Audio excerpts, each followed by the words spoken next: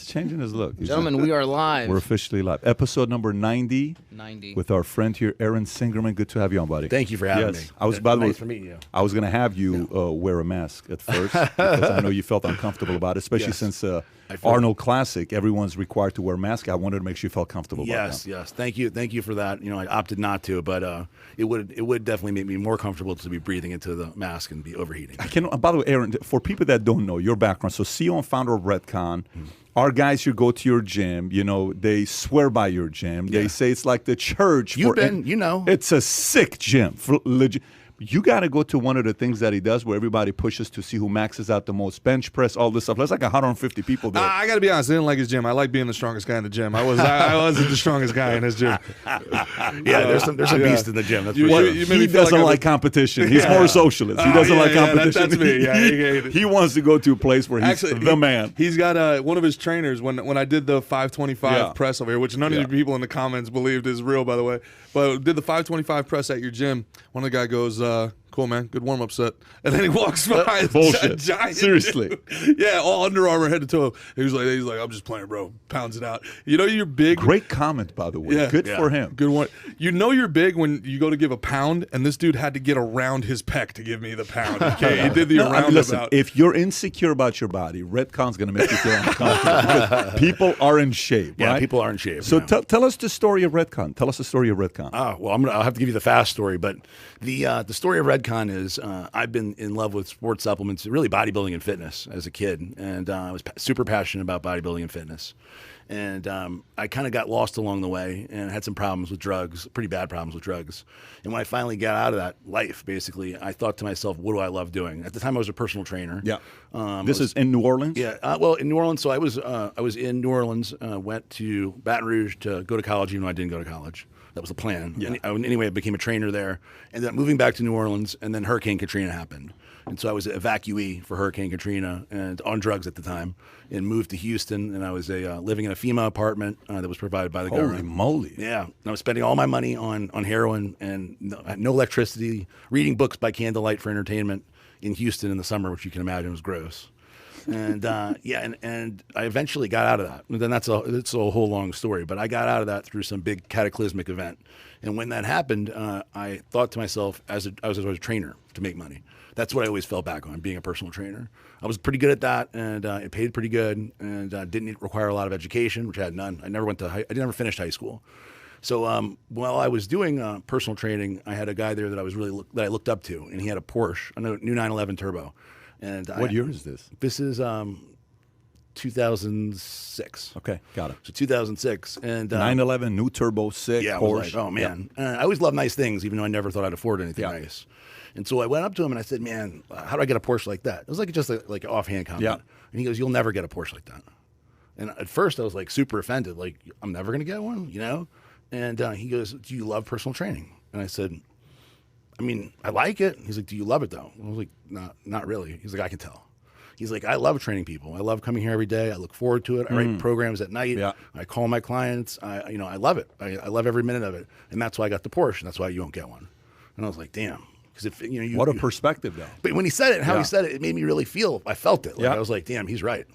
I'm not going to get a Porsche. And so he said, think of the things that you really, really love and figure out how to make money doing that.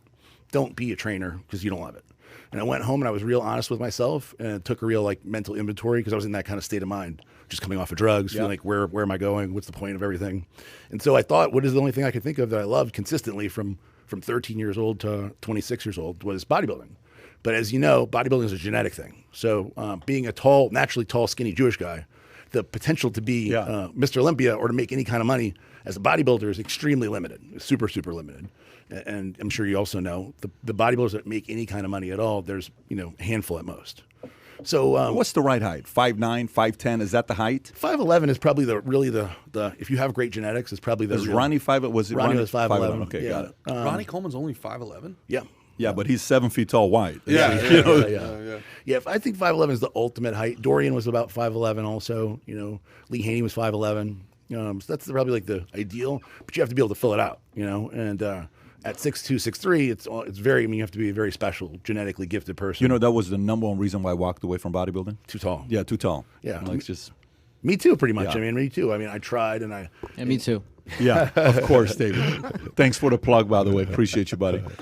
Yeah. So instead, I realized there is money around bodybuilding. So I looked at the sport of bodybuilding, and I looked up people like Peter McGuff, who is the editor-in-chief of Flex magazine. Yeah. People like truly, Joe Weider, obviously, and Ben Weider, two Jewish guys from Canada, so that created the world of bodybuilding. They crushed it. They crushed it. Yeah. They made billions of dollars. Yeah. And then other people that were surrounding the sport that I admired, like Dan Solomon, because he was doing Pro Bodybuilding Weekly at the time, Bob Ciccarello, and these guys were making money, not a fortune by any means, no Joe Weider kind of fortune. But I said, maybe I could do something like that. Maybe I could write. Maybe I could figure something out. And so what I did was I started right away, started sending articles to magazines for free. And I started posting on all these bodybuilding forums that really don't exist anymore now. We have social media. Instead of using a name like SwoleGun69, I used Aaron Singerman in hopes of, nobody was doing that. Unless you're a pro body, unless it was like Sean Ray or somebody. Yeah. Nobody ever put their real name. So I put my name in hopes of somebody noticing. And I would post any free time I had when I wasn't training people. I would be doing something actively to get into the bodybuilding and fitness world. And then I did. And we did a radio show, a podcast, 100 episodes of one called Off Topic Radio. And that led me to start working for Dave Palumbo at RX Muscle. Mm-hmm. And from RX Muscle. Good guy, by the way. Yeah, good guy, of course. He was my boss my last boss I ever had. And I worked for him, worked my way up from doing the podcast with him to covering shows all over the world with him to eventually taking over and being the editor-in-chief of the site and running really running the business. And during that time, I had a child, my first son, Asher, who's 9. I don't think you met Asher yet. What a name, bro. What a name, bro. Yeah. Seriously, what are the chances of that? Yeah. Asher, do you know the history of Asher? The name? Yeah. I think so. What's the history? It's an Assyrian name. Oh, yes. Yeah. King Asher. King Asher is a very powerful name. I'm writing a fiction book right now. The main character's name is Asher. Oh. Yeah. Very cool. Yeah. Good name. And Aiden and Elijah are my three boys. Beautiful names, bro. Thank you. Anyway, so when she was pregnant with Asher, I realized that I wasn't making enough money to support a family.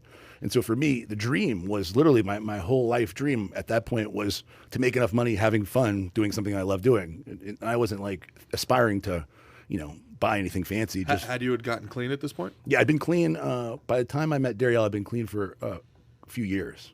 So nothing good happened while I wasn't clean. Mm-hmm. So I was doing intravenous heroin and cocaine, and it was like a mess. Like legit stuff, like hardcore stuff. Yeah. Intravenous for I would do 100 injections a day of cocaine. Holy moly! 100 injections of cocaine a day. Yeah. Well, I was living with a girl who sold cocaine. So this is the whole story. Well, the guy did tell you got to do what you love. Yeah, so, I mean that was his advice. Yeah, the cocaine. Yeah, so I met a girl. This is before Darielle, obviously, and she sold cocaine. Her boyfriend or fiance or something had been killed in a drug deal, and so she didn't know what to do. She continued dealing with the people, not the people that killed him, but the people that he would buy it from. Yeah, and then it turned out all the gangbangers loved her because she's this little tiny white girl. And they didn't feel threatened by her. Yeah. So they loved dealing with her. And she can walk around Bourbon Street, no problem whatsoever. Yeah, this is in Houston. Okay, gotcha. You wouldn't want the little girl on Bourbon Street. It's kind of dangerous these days. But unless if you're with her. Yeah. With then 525 pounds. That's a lot I of got safety. beads. I got beads on beads. So that was the reason why. Is she ended up being able to give it to me for free. So that we had a kind of unlimited supply. Eventually, the reason why I left and changed my life was a friend of ours died in her apartment, and we got into this huge fight because she wanted me to move his body. And I knew enough about, I've watched enough, CIS? Yeah. I watched enough. She wanted you to commit a massive felony. Yeah, she wanted me to move his body, which, he died accidentally moving his body. She wanted to take it down to the truck and drive away and leave it somewhere. What an appropriate guest right after Sammy Gravano. Yeah. This is very appropriate. Yeah. We just had Sammy right behind you. So this hardcore, man. Yeah, that's hardcore. I mean, that's the literal definition of too much of a good thing or a bad thing, man. I mean, how long were you doing that for? I mean, you're very lucky to be alive. Obviously. Of course. Of course. I was doing really the hardcore stuff for probably 4 years or so. Started with OxyContin and then kind of graduated up from there. Yeah. Really, I was doing OxyContin in New Orleans, but when we moved for Hurricane Katrina, I didn't know where to find it anymore. Yeah. And so I literally went to the hood and walked around and asked for heroin. Well, I've heard that story so many times. So many ex-athletes, so many guys I played with, great guys that You know, they were taking Percocet and they were taking Oxy just so they can play. They were never partying, anything like that. I've talked about it extensively. And then the game's done with you. And, you know, they're just, all right, see you later. And you don't get to tell your body you're not addicted to the opiates anymore. And the next thing you know, a guy who was a first-round draft pick is mainlining heroin out, you know, two years later. You know, by the way, the other day I interviewed a doctor who's is a opioid expert, and he gave a TED Talk, so I had him on. And the statistics in 2010, 10,000 people died in America from opioid. You know what the numbers last year? I can't even imagine. 96. What? Crazy. 1,000. You had to be. They locked people up with anxiety and drug addiction and didn't let them out. How much of that is due to all the COVID lockdowns? Yeah, they just lock them in a room. It's the worst. Well, even the number in 19 was 49,000, but last year's spike apparently was a major spike. People, a lot of times... One site said 72,000, one site said 96,000. A lot of it's fentanyl, too. The fentanyl dude. And I don't know what you think about this, but a lot of the friends that I've dealt with and a lot of the people that I've dealt with in my life that struggle with addiction, they really didn't even have a drug problem so much as they had a reality problem. They just didn't want to be in reality. They had to escape it. They couldn't get out of their past. Well, and they had undiagnosed depression. I think a lot of us go through it, but some of us, we have a different source for escaping it. Some it's alcohol, some it's gambling, some it's partying, some it's women, some it's pot, some it's prayer. Yeah, some it's prayer. But in this case, it was, you know, a different... But you do see this a lot also, in that if people are able to rechannel that addictive personality into a positive environment, you'll work 20 hours a day when somebody and not even think twice about it. Well, that's the thing. So being addicted to heroin is a constant job. It's like a job that never ends. You don't have a break, because when you're either searching for heroin, you're doing heroin, and then immediately you're thinking about when you're going to get the next heroin. In my case, you know, I was hustling to try to make money to get money to buy heroin. Fortunately, I never hurt anybody or hurt myself, but you know, I was constantly slinging this to get money for that, to buy more heroin. So it's never ending. You know, constant job. So, Aaron, how skinny did you get at that 4-year period? Were you pretty skinny or not really? No, it's funny. The one consistent thing was going to the gym and taking. When I was really bad off, my parents always you didn't pay for much, but they got me a gym membership and they always got me protein powder. So until I was doing really cocaine, and I wouldn't sleep for days, and I wasn't even drinking water or eating anything. Until I got to doing cocaine, I was, you know, reasonable 220 or so. You were 220 on heroin? Yeah, it didn't fit the typical thing, you know. But then when cocaine, probably like 180. Got it. Yeah, that's still big though, because the guys that I knew who got on heroin or cocaine, I mean, take the height difference. It's just they just don't look healthy at all. Yeah.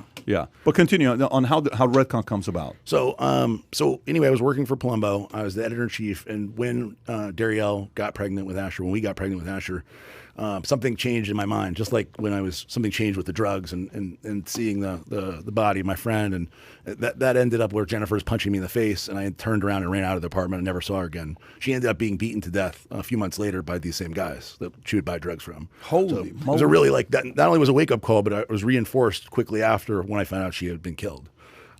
So from that to that kind of switch in my mind happened again when I realized Asher's coming. I can't just, you know, live on the minimum. I have to be able to provide.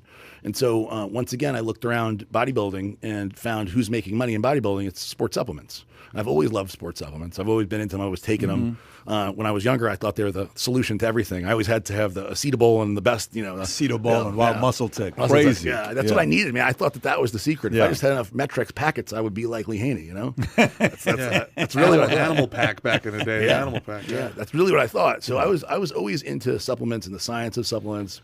And because of all the relationships that I built along the way with Dave Palumbo, traveling the entire world, basically looking for, you know, the next relationship, even though I didn't know it was going to be, I didn't realize I was networking, even though I was networking. And so as soon as I started looking around, realizing, okay, I can do something else, I started becoming more and more into marketing and understanding digital advertising sales and the Google, the possibilities with Facebook as they were just becoming, you know, monetizing Facebook. And so I ended up becoming the marketing director for a supplement company. And that supplement company, I was there for about a year and a half before we ended up being able to save up enough money to start our own supplement company. And that company ended up being the 27th on the Inc. fastest growing privately owned companies. And through that, I met a lot of other people celebrities like Kai Green, Dana Lynn Bailey, Rob Bailey, C.T. Fletcher, and I started making supplement lines for them.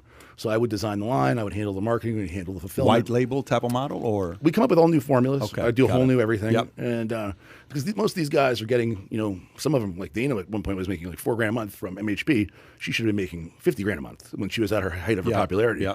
So I said, very easy, like, hey, your fan base is already buying all these shirts from the company Flag Nor Fail. Yeah. Why don't you take that and cross promote it? You take those customers who are some days they're selling 20,000 orders a day on their site. Why would you get $4,000 a month to sell somebody else's supplements? May as well make your own, right? I can handle it all. So I started doing that and making other brands, and then Redcon 1 started when the other company, when I left, I had a big partnership dispute in the past company, and when I left that, when I left, I did it instead of a non-compete, I did a compete. Like, hey, so I'm signing off, I'm going to compete against you, and my former partner didn't care because he just wanted to be the boss. And so when I left, I immediately started Redcon 1, and the idea was to take all of the successes of the past companies, and then take an honest look at them, and then really push those, amplify those, and take a look at the failures and kind of remove them, and take an honest assessment on what we really want to be, who do you really want to stand for. And in supplements, nobody, as far as I know, in the history of supplements, have really decided beforehand, what are they going to stand for, who are you going to be, create a brand package, a brand filter to put everything through, and look at things, instead of having a really awesome ingredient, a really awesome product, have a really awesome brand that stands for something that people want to support the brand, not just buy the awesome pre-workout or get a great deal. Like your brand attracts a lot of military guys, a lot of veterans. And Yes, veterans love your brand. Like Redcon, that's on purpose, I'm assuming. Of course, I would bet. So in the beginning, when me and Eduardo and Eric Hart and a few other guys sat Eduardo, down. is he military? Are you former military? No. Okay. He looks like military. No. All right. So he looks like a chief of staff. How about that? Yes, he looks like a chief of staff. So anyway, when we sat down and starting another supplement company, as you know, there's thousands of supplement companies. I mean, it's a very competitive space. There's new ones coming out all the time, especially now. The minimum runs are small. So because people, like, if you want to be the CEO of a supplement company, if you got $50,000, we can make it for you, and you're going to be the supplement company CEO, and you'll have your own brand, right? And as a result of that, you have thousands of brands every year that come and go. And I realized we had to have some differentiating factor that was major. It couldn't just be whatever new company, blah, blah, blah. It needed to have something, a name that worked, that was catchy, that was short, that was memorable, that was easy to spell, be able to get a great URL that was short, easy to spell. Ideally, have it mean something meaningful, the name. Obviously, you don't need that because, Amazon or plenty of companies just have a short name. But so when we were looking for it, we had two guys we wanted to put on the team, two Navy SEALs, Brandon Cruz and Ryan Bates. These guys are the most charismatic, athletic, great guys. Both of them work for Steve Wynn. They're senior protection for him. They had 2 weeks on, 2 weeks off. And so they had time to do it. So we had this bodybuilder, Dallas McCarver, who was this young phenomenon and like this stud of a guy. He was a guy that was coming up. He passed away at 26 years old? I don't know how old he was. He was 26. Yeah, he was a superstar. He passed out one time in a posing. His body locked up and he couldn't even Australia. pose. In Australia. Yeah, he was great guy. Is that the one where the criticism Chad Nichols got for Dallas? There was some kind of a I don't know who was it. Sean Ray feud with Chad? I don't remember. There was something that was going on at that time. Yeah, I'm sure it was Sean Ray. Can you guys take a minute and unpack that for me? I don't know. This guy died while he was posing. Yeah, if you can pull up just type in Dallas McCarver, Dallas MCAR, and then he'll pull up. He was arguably the most potential young bodybuilder in many years. And he was 6'2". And walked around at 365 pounds. 365. Put his first name Dallas McCarver. Yeah, he's competing competing over 300 pounds. There you go. Yeah. Let's see if you can find a good picture. Okay, so I took that picture down. Go to there. images. I mean, the guy's physique. That's a picture. That's a good one. That was one of the and towards the end there. By the way, that's a 25-year-old. Yeah, 25 years old. Think about that. That's 25. He was 308 pounds. How did he pass away? Genetic heart issue. Yeah. Wow. Yeah, I didn't know. We never knew, but both of his uncles, his mom told us, passed away of a heart attack in their 40s. So, I mean, I'm sure everything else didn't help, being a pro bodybuilder and everything. But it was definitely a genetic thing. And was he pushing it too hard? Was his body fat too low? That's the story some people say, that he was kind of going above and beyond than what everybody else was going, but. Who knows? There's many different stories to this. I'm just speculating based on what a lot of people have said. The truth is, too, that bodybuilding is an extreme sport. Yeah. So they're all pushing it. You know what I mean? Every one of them is pushing it, and they all understand that it's extreme sport. It's risky. hand gliding or some shit. You know, it's a dangerous sport. F1 racing. I've never heard it explained that way before, but it really is. I mean, you know, the body turning. You know, you're experimenting on yourself like a chemistry set almost. I mean, and you get something like insulin just a little bit wrong, and that's it. Aaron, how big is Redcon today? How big in terms of employees or revenue? Give me all of it, like whatever stat you're comfortable sharing. We're in the 9 figures in revenue. Okay, and heading towards, you know, our valuation of, you know, close to probably about $500 million right now. Freaking amazing. 250 employees. And you're a founder and CEO of the company. Yeah. Congratulations to you. To Thank go you. from that story to this story, this tells you capitalism work, and America's a great country to be in. Oh yeah. What a 180 story. So let's go to a couple things, current events with your business. So. I keep hitting this, guys, and the audio is kind of getting a little bit. Next time, George, when you do it, move it further left. It's too close to my legs. So I'll tell you guys how I like that to be done. Okay. So you made a couple comments about Arnold. Arnold came out and said, screw your freedom. And you're one of the bigger sponsors for Arnold in regards to the Arnold Classic he does every year, which apparently 250,000 people show up in Ohio every single year when he does. It's a massive deal. Have you ever been? I've never been to Arnold Classic. It's big. I hear it's just something else. Even in some cases, even bigger than Olympia when it comes down to people showing up. In terms of the expo and the amount of events there, they're not even close, to be honest. The actual bodybuilding show itself, they're I would say the Olympia is still ahead. Of course. But the actual event, no, it's not even close. Why do you think that is? Do you? Arnold has a lot of events there, so everything from cheerleading. Let me not go on the Olympia side because that always gets me in trouble. Although I'm going to get in trouble, I'm comfortable with this. So go back to Arnold Classic. Yeah. So. You normally sponsor, and it's not like it's a $10,000 sponsorship or $50,000. You're spending hundreds of thousands of dollars with them every season. A few $100,000. What caused you to now want to support the Arnold Classic? So it's pretty simple. You know, I saw that that clip of him saying, you know, if you don't wear a mask or take a vaccine, you're a moron or a schmuck, and if it bothers you and it messes with your freedoms a little bit, screw your freedoms. And it just really rubbed me the wrong way. Me and my wife, I mean, we watched it. We were on a trip, a vacation, my first week vacation ever. We went to Montana and then Wyoming. Nice. Yeah, it was really cool. Brought all the kids, and it was a great trip. Sick. So we're on the trip, and we saw the clip, and she and me watched it, and I'm like, you know, both of us watched it, and we're like, damn, that really sucks that he said that. And then the Arnold's coming up, and they want us to be the exclusive sponsor of the webcast. We were one of the 5 main sponsors of the show. We were doing stuff with the after party. We were very, very involved. And the main guy, Brian Powers, who's really running the event right now, is calling me and texting me every day. And it's like for advice and stuff. And I was was going to be on the panel that helped Arnold and advised him on how to continue to grow the festival and stuff. Mm-hmm. And I'm like, you know, I told her, I'm like, damn, this guy came from Austria. Had nothing, created the empire, this iconic, you know, brand, Arnold brand. Everything about him is great. I love him. I looked up to him as a kid, and now he says this. And if he stayed in Austria, he wouldn't be shit. He'd be like a charismatic farmer or something, you know. Like what would he be? He'd be a police officer or whatever. I mean, what is the upside? What's the potential? The reason why he got famous is because Joe Eater gave him the opportunity to move to America. Yep. Him and Franco started their own business, and he went to college, and he went to the movies and became the guy. I mean, everything he's done is so awesome, something that I really look up to. I love Arnold's Rules of Success. Great book, by the way, Total Recall. If you haven't read it, you got to read Total Recall. Great, yeah. And Arnold's Rules for Success. I mean, he's probably got a few 100 million views with that one speech he gives. Everybody, That's great. Great video. Yeah. I love one of the ones I like the best is, you know, I think it's 6 hours of sleep. So if you need any more, you sleep faster. I love that. Yes, I know. I love that. So that was a reason for you to step away. So seeing that, you know, I felt like it wasn't right to support him financially. Not that I didn't love the show. I mean, I'd love to be going this weekend. You know, it's coming up this weekend. I would love to be there. I enjoy the show. It's actually a good show for the brand. We have tons of fans that come.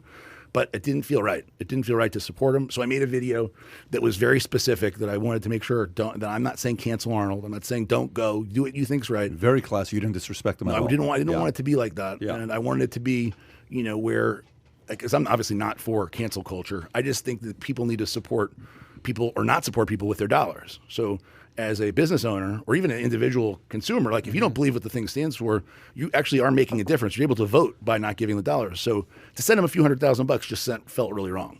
So that was it. We did the video, and then the blowback was like incredible. You know, hundreds of stories from everything from USA Today to Daily Mail to The Hill to everybody. Everybody covered it. But Aaron, I mean, I'm a huge Arnold fan, man, and you know, in all fairness to him, you know, like you said, he comes from Austria, so maybe, you know, English second language type of thing. Like maybe it's like, don't screw the maid. Like maybe it's the opposite. I don't know. So that's the stuff that I didn't want to say. Maybe it's like, you know, he said like, screw your freedoms the same way somebody said, Arnold, don't screw the maid. And he's like, oh, so screw the maid. Yeah. No, I don't know. Maybe that's what Arnold meant. Look, you know, in that, the comment, when that comment was made, I mean, I had Arnold's posters in my room for God knows how many years. I'm sure you did as well. You know, the posters he's got, one of the best ones was the one with Muscle Magazine, black and white of him posing. I had it. It's beautiful, 24 by 36.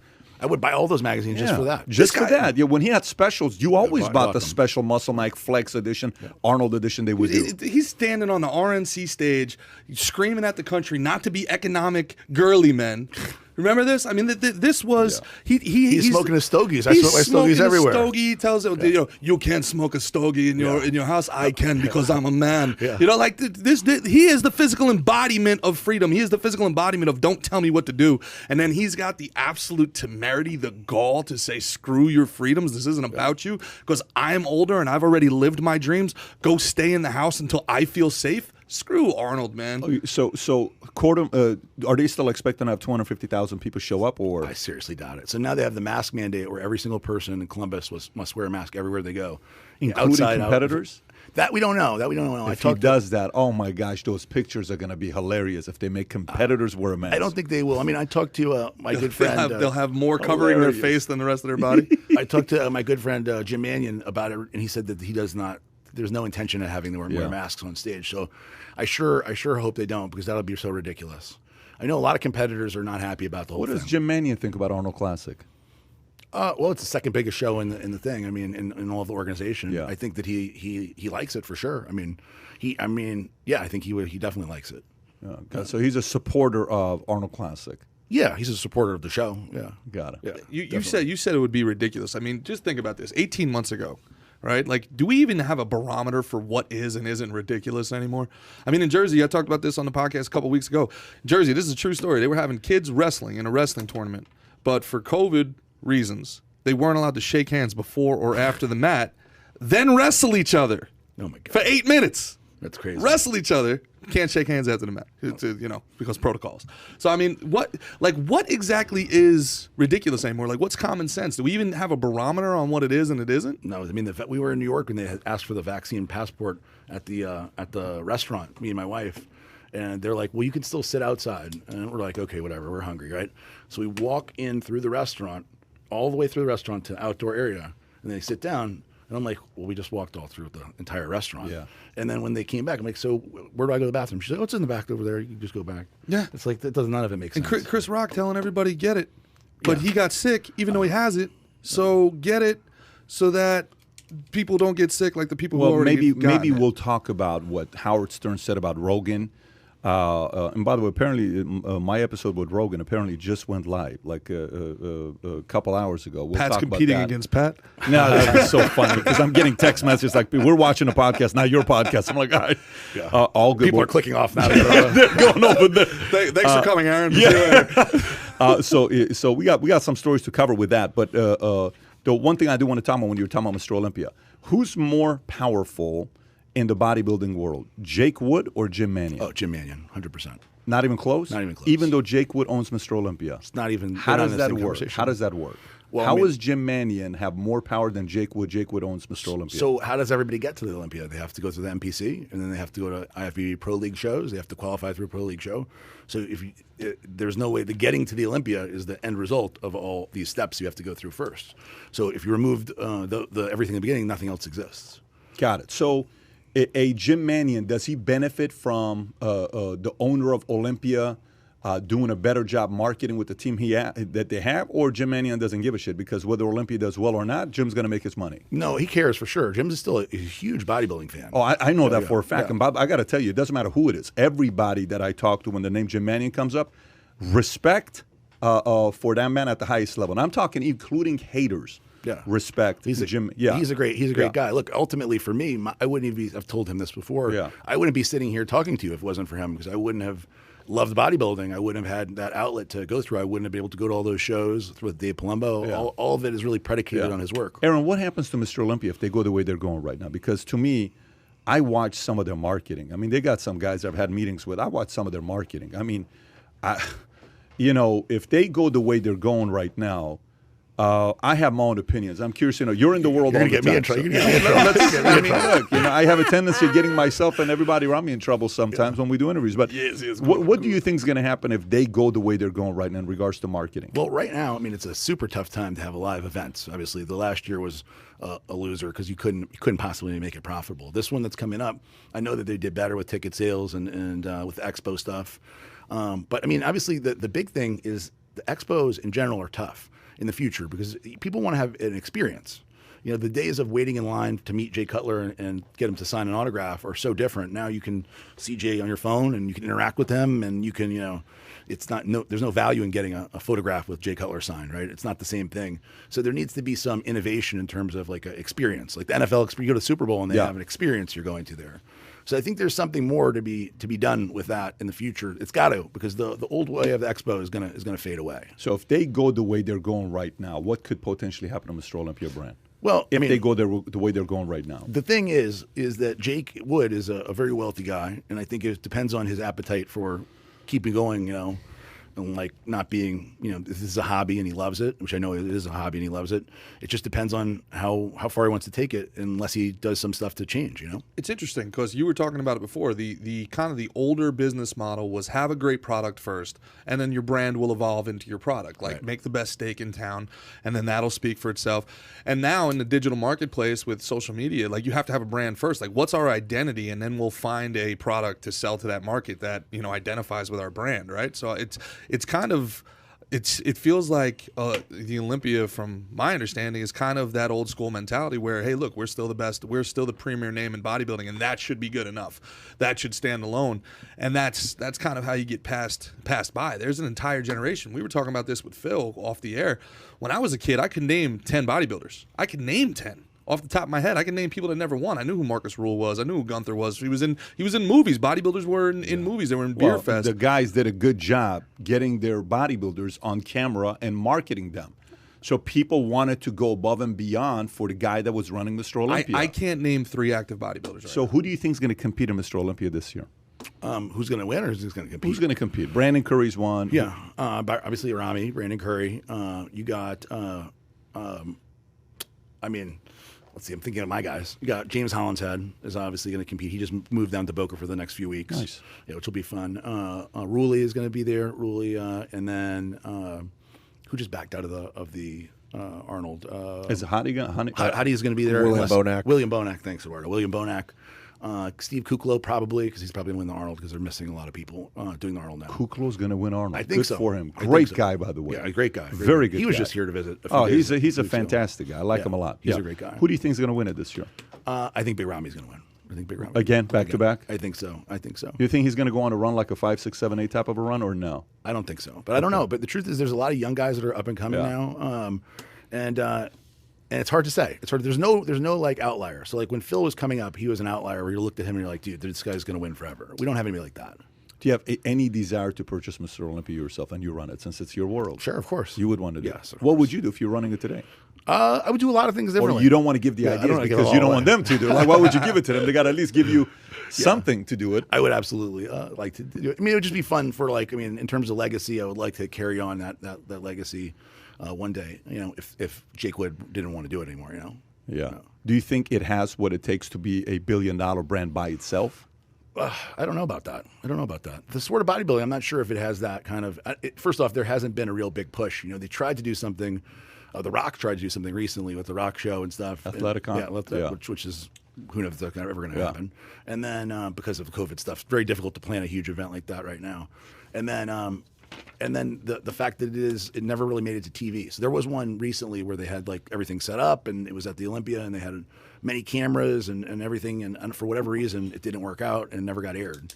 I don't even know why, but it was supposed to be on CBS Sports or something like that. Being off TV makes a big difference. When it was on TV, it exposed a lot more. Well, there's a guy that's using TikTok. I forget his name. I just tried to look it up real quick. It's something with a D. He's hilarious. He's really funny. He's either German or he's some sort of Western European. And he's a bodybuilder, and he's got like, I think 7.5, 8.5 million followers on TikTok, and he oscillates back and forth between doing training techniques and then like funny little sketches. And this the guy that does the chest stuff. That yes. What's his name? I don't know what his name is. They say you cannot He's eat not a protein. competitor, though. He's a Instagram bodybuilder. Oh, is that really what he is? He's not a professional. Oh, see, I didn't even know. I didn't even know that. He's not a Okay. Yeah. But he's got a ridiculous body. He's got a great physique, but he's not. Which also makes bodybuilding a little more difficult, because why be a bodybuilder when you can make more money doing that? Yeah, well, interesting. I have an idea. If we ran Mr. Olympia, I think the number one guys would make $1 to $3 million every year, and the purse would be much bigger. But that's if we ran it. But we don't. I do other things. Okay, but if that was the case, it'd be a completely different thing, and the sport would be a little bit more creative. There'd be more fun. There would be more movies, shows, things like that. But again, that's not our business model. We're not doing Mr. Olympia, and Jake Wood is not selling the brand anytime soon. But if he ever does, I think you're a qualified guy to also run Mr. Olympia. What do you guys know about business? Yeah, we don't. So, okay, by the way, Arnold, since we're on the Arnold thing and we're just saying a lot of good things about him, let's stay on it. So Arnold Schwarzenegger says voters were right to retain Newsome, calls GOP field disastrous. LA Times, he was a governor in 2003 after recall, said he received relief. He was relieved that Gavin Newsom kept his job. Still, the Republican added that he was hopeful that the special election was a wake-up call for Newsom that makes him perform better. The former Mr. Universe, who remains a registered Republican despite his disagreement, the former Mr. Universe. This is LA Times. Former Mr. Olympia, and they say Mr. Universe. His disagreements with the state's party's path was harshly critical of the GOP field, and the recall is just disastrous. He says the Republican candidates, they did the opposite, Schwarzenegger said, such as talking about eliminating environmental laws supported by most Californians. So what is going on with this Republican governor in California supporting with the way Newsom handled California? What are your thoughts about what Arnold's saying here? We're seeing it happen right before our eyes. There is no left and right. There is no Republican and Democrat. It's all window dressing now. There are the people, there are the elites who want to control you, the global elites, and then there are the people who just want to be left alone that the elites refuse to leave alone. I mean, look at the Emmys in California. These people sit there and they lecture you on how bad your life is while they're multimillionaires grinding up on each other in $20,000 dresses, not wearing a single freaking mask. Meanwhile, the kids in LA have got to sit in cubicles and wear masks all day long. Like, come on, it's insane, man. We're living in two different realities. This let them eat brunch California elite is out of control. And you look at a guy like Arnold, how come I actually agree. I think the GOP is running bad campaigns. The best thing the GOP has done in the last 10 years is just shut up and let people see what the Democratic Party really stands for. That tells you how badly that party is being run on a national and a state level, where the quieter they are, the more people actually listen, and you're seeing F. Joe Biden chants all over the place. But he also could have come out and said something to the effect of, hey, national media, how come Larry Elder actually got attacked the way Jussie Smollett claims to have gotten attacked, and you guys didn't cover it? Jussie Smollett claimed to have gotten Jussie Smollett. I mean, there was a woman in a gorilla mask throwing eggs at this dude. A black guy running for public office, a white woman in a gorilla mask throws eggs at this dude, and it was on the news for like half an hour. First of all, there's a part about what Arnold's saying is right. Larry Elder, qualified guy. Yeah. He just didn't have enough time to create momentum. His concession speech was really good. Whose? Larry Elder. Well, Larry's a G. Larry's a guy that he knows how to deliver the message, probably one of the best in America. But they did not have 5, 6, 7, 8 guys that wanted to get out there and do something about it. There were certain people that said that I would go against the recall. But the people that could have probably won it, do they really want the life of being the governor of the state of California on the right? I don't know. I don't know if somebody's going to want to do that. They got to adjust their strategy, Pat. They've given up on the cities. If you give up completely on the cities, you can't win. You cannot win by losing the cities by 90%, 92%, 93%. You just can't do it. You have to fight. Look, that's where the voter fraud is happening. That's where it's happening. Voter fraud happens on both sides. But if you can have people go into a high-rise building and literally walk door to door, ballot harvesting, technically illegal, it happens. You go door to door and you could take literally 1,000, 2,000 ballots in each building. You could knock out 10,000 people in a day. In a month, that's 300,000 people. How do you recover from 300,000 people? If you just give up on the cities, you gave up on the country. It's done. They've got to get in there and fight. What are your thoughts? I mean, I just know the state of California, what it's like there with the homeless and the mismanagement of money and going bankrupt. And I mean, even me personally, I have an employee there, and I pay state tax there as a, because it's a nexus for us. Very, I don't understand how they take in so much money, yet seem to have no money. And I mean, California is kind of mystifying to me. I love visiting. I used to love visiting there because of the weather, obviously, But man, you go there now, and it's going back to bodybuilding, Venice Beach. You go to Gold's Gym. There's tent city all over there, needles and people, shitting. Plus, you're not paying your fair share, really. Yeah, it's your fault. It is, right? You guys should feel terrible. Yeah, exactly. I feel extremely guilty. Pony up, guys. I mean, you left, so yeah. Do you miss it at all? No, I miss the friends. Yeah. I miss the restaurants. I miss the community. I miss my habits. I miss my drive. I miss the theater I would go to. I'm a guy that's ritual guy, so I like to sit in the same place, same restaurant, same waiter, waitress. There's certain things I like, and that part I absolutely miss. The weather worldwide, probably the best weather in the world, minus a couple other places that could compete with it. But the politics, I'm a freedom guy, and the fact that they don't allow you to breathe and make a decision for yourself, it's just that automatically disqualifies from a guy like me being able to live in a place like that. The whole purpose of why I work my ass off is because I want to be left alone. That's why I work my ass off. It's because just leave me alone, let me do my thing, and I'll create value in whatever community I live in.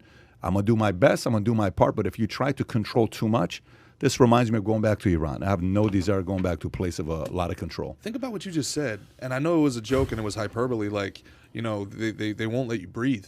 Like, dude, they are literally telling you how and where it's okay for you to breathe.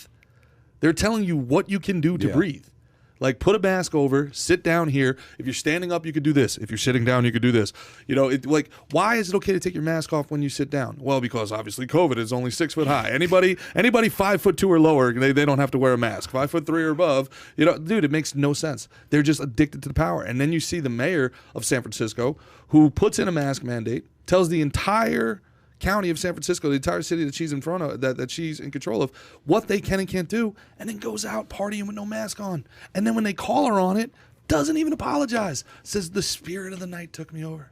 The spirit of the night. I was feeling the vibe. What is the meaning of spirit of the night? Is that ecstasy she's talking about? What is she talking about? I don't know, man. Dude, it's was it the blue pill or the purple pill? I'll tell you what, bro. Anybody listening to this, I'll tell you what, next time one of these people, and we all know who we're talking about, they want to come up in your face and they want to tell you how to live your life, you just look them right in the eye and you say, I'm sorry, the spirit of the night overcame me. I'm just going to go ahead and do whatever I want to do. Yeah. Can we talk about a hustler? Is that okay if we talk about a hustler?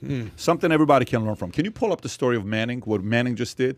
So Peyton Manning, go to the story at the top. Peyton Manning is making cold calls to indie liquor stores to put his bourbon on shelves. If you can go a little lower to read this. Peyton Manning is not too enshrined in a Hall of Fame or too caught up in the overwhelmingly rave reviews of the Monday Night Football megacast, which they're crushing. Is incredible, yeah. To admit what his most critical job has been of late, he's been a hustler. His words, not ours. In a world of liquor, hustling is key, Manning said. Or as he actually said, you kind of have to hustle on it or it gets lost in the shuffle. What Manning has been hustling in is a bourbon brand called Sweet and Cove Tennessee Bourbon. For the liquor connoisseur, say the word, by connoisseur. The way. Connoisseur. Out there, 84% corn, 8% rye, 8% malted barley. Someone's going to come to Indiana, someone's going to come to shelves. I'm in the cold calling business, Manning told IndyStar. Yes, Manning has been picking up the phones and making the calls. The call that must certainly seem like a prank to the person on the other end. You can imagine the pitch. Can you imagine you get a call from this guy? I'm Peyton Manning. What do I need to do to get my bourbon into your liquor store? What's his closing percentage? Are you kidding me? Knowing this guy, he probably has a ratio. He probably got data for everything. I'm shooting, what's higher? Is his completion percentage for his career or his closing percentage? What do you think? He was a closing. I want to say closing. How do you say no to it? If you believe it's him, right? Because I would, if it was me, I'd be like, yeah, right, man. You know what I would FaceTime. I'd say, here, let me just FaceTime you. If then it's you don't believe me, let me FaceTime. If he FaceTimed you, and then it's 100%. Send it. 100%. Yeah. But are you surprised though? See, these are the small little, like I bet you got stories. Like even you talked about it earlier, what you were doing when you're sending your stuff, when you're writing the stories. Behind every great entrepreneur or great hustler, you have weird stories like this that doesn't make sense. I'll give you a crazy story, okay? I haven't told this story for like 7 years. So it's 2000. Let me see what year it is. It's 2007. I'm about to qualify for a trip to go to Dubrovnik, to go to Venice, to go to Macedonia, to go to Italy, to go to all those places, okay? My assistant at the time, I asked him, did you renew my life insurance license? Okay. He says, I renewed all your license. I said, are you positive? He says, I renewed all your licenses when I have ever missed it. And I said, you know what? This guy's a pretty credible guy. He's been with me for many years. Fine. You renewed it? I renewed it. Fantastic. So I go. 1 day goes by. 2 days goes by. The last week, all the business that goes in, I'm going to Europe. All of a sudden, I get a call from the company saying, yeah, none of the stuff you're submitting right now is going to count for you. Why? Because your license has been suspended for 2 weeks. I said, what? He says, because you forgot to renew your license. So what do? I scream his name. Put him on speaker. Ma'am, can you please tell him what you just told me right now? Yeah, your license hasn't been renewed because it wasn't done. So his face turns red. He's panicking. He's freaking out. I said, what the hell is going on here with my license being renewed? I want to go to Dubrovnik. I want to go to all these places. There's no way this is going to happen. I'm telling you, I renewed it. Show it to me. Hour later, he says, I effed up. I didn't renew it. I've lost my mind at this point, okay? Oh, I'm losing my mind. So it's okay, let me see what I can do. I called Department of Insurance California. And by the way, Department of Insurance California, most difficult people to work with. So I call and I say, yes, my name is Patrick B. David. How are you? May I speak with the manager, please? This is her. Great. Hey, my license, I just got word that expired. What do I need to do to renew my license? They said, sir, it's going to take about 4 to 6 weeks to renew it. I said, no, you don't understand. 4 to 6 weeks is $50,000 of commission, $60,000. I need this thing to be renewed. Sir, everybody calls us for this. This happens all the time. It's okay. Just be patient with us. 4 to 6 weeks, we'll renew it. Her name was Gail. I said, Gail, I'm on the phone with like 5, 6, 7 people. I said, Gail, let me just put it to you this way. If you don't renew my license, I swear to God, I'm going to be there tomorrow morning. I will dance outside your office. I will bring flowers. I will bring 200 people singing your name nonstop until you renew my license. I'm going to show up tomorrow morning at 5 a.m. Says, Patrick, even if you show, we cannot renew it. I said, I'm going to make the biggest scene until you renew my license. Patrick, don't waste your money. I said, I'm coming. Don't come. Please don't come. I said, Gail, I'm coming to California. What happens? I tell my guy, book the flight. I go to Sacramento. I go find the Department of Insurance. I flew to Sacramento. Now watch what happens. There is no door. Like, there is not a door. It's one of those doors. You know the doors behind like an industrial building like there is not a window to see who's working inside? But I'm there at 5 a.m. I tell my hotel guy, bring me 2 buckets of coffee, okay, from Starbucks. Bring me dozens of donuts. I'm going to stand out there, I'm giving everybody a flyer. Can you please give this to Gail? I'm Patrick. Coffee to everybody. Everybody's coming in. Hi, how are you? I'm Patrick Bediva. I need to renew my license. Could you please tell Gail? Here's my flyer. I'm giving it to everybody, one by one. They're going in. And then an hour later, she doesn't show up. 2 hours later, she doesn't show up. One employee comes out. Patrick, we're not going to renew your license for 4 to 6 weeks. Do you realize if we do this, everybody else is going to do what you're doing? We cannot do this. I said, you got to renew my license. I said, if you don't, I have mariachi folks showing up right now.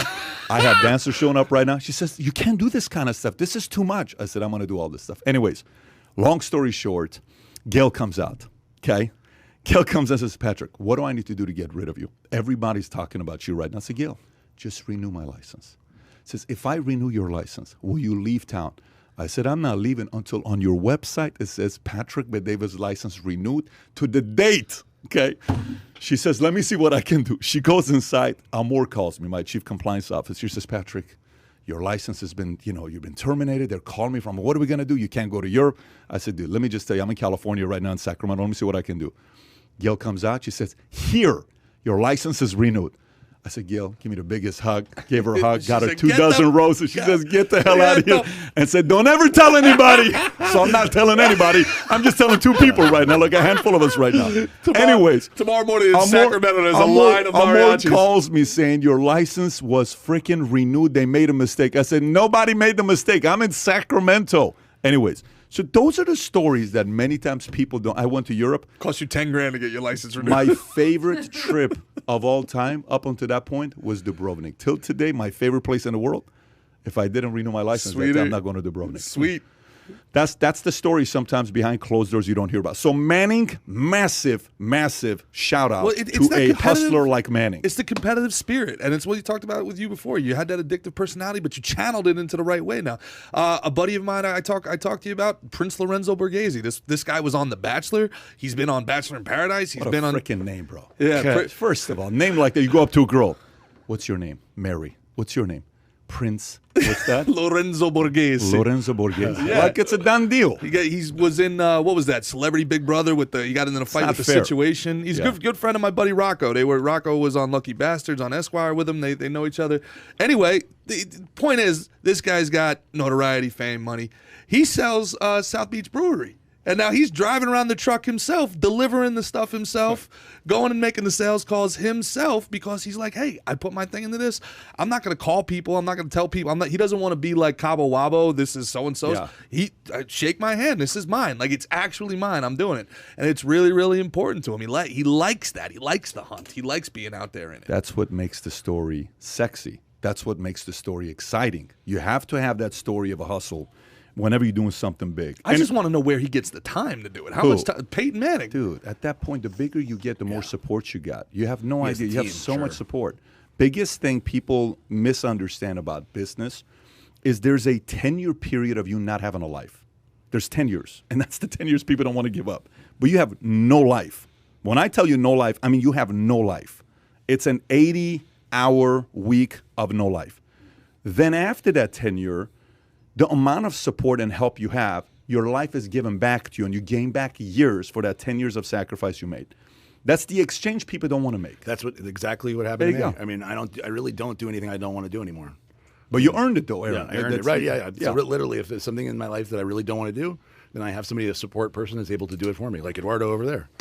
So for instance, if you don't want to support Arnold Classic, you just don't support it. Yeah, that's true. That's right. Yeah.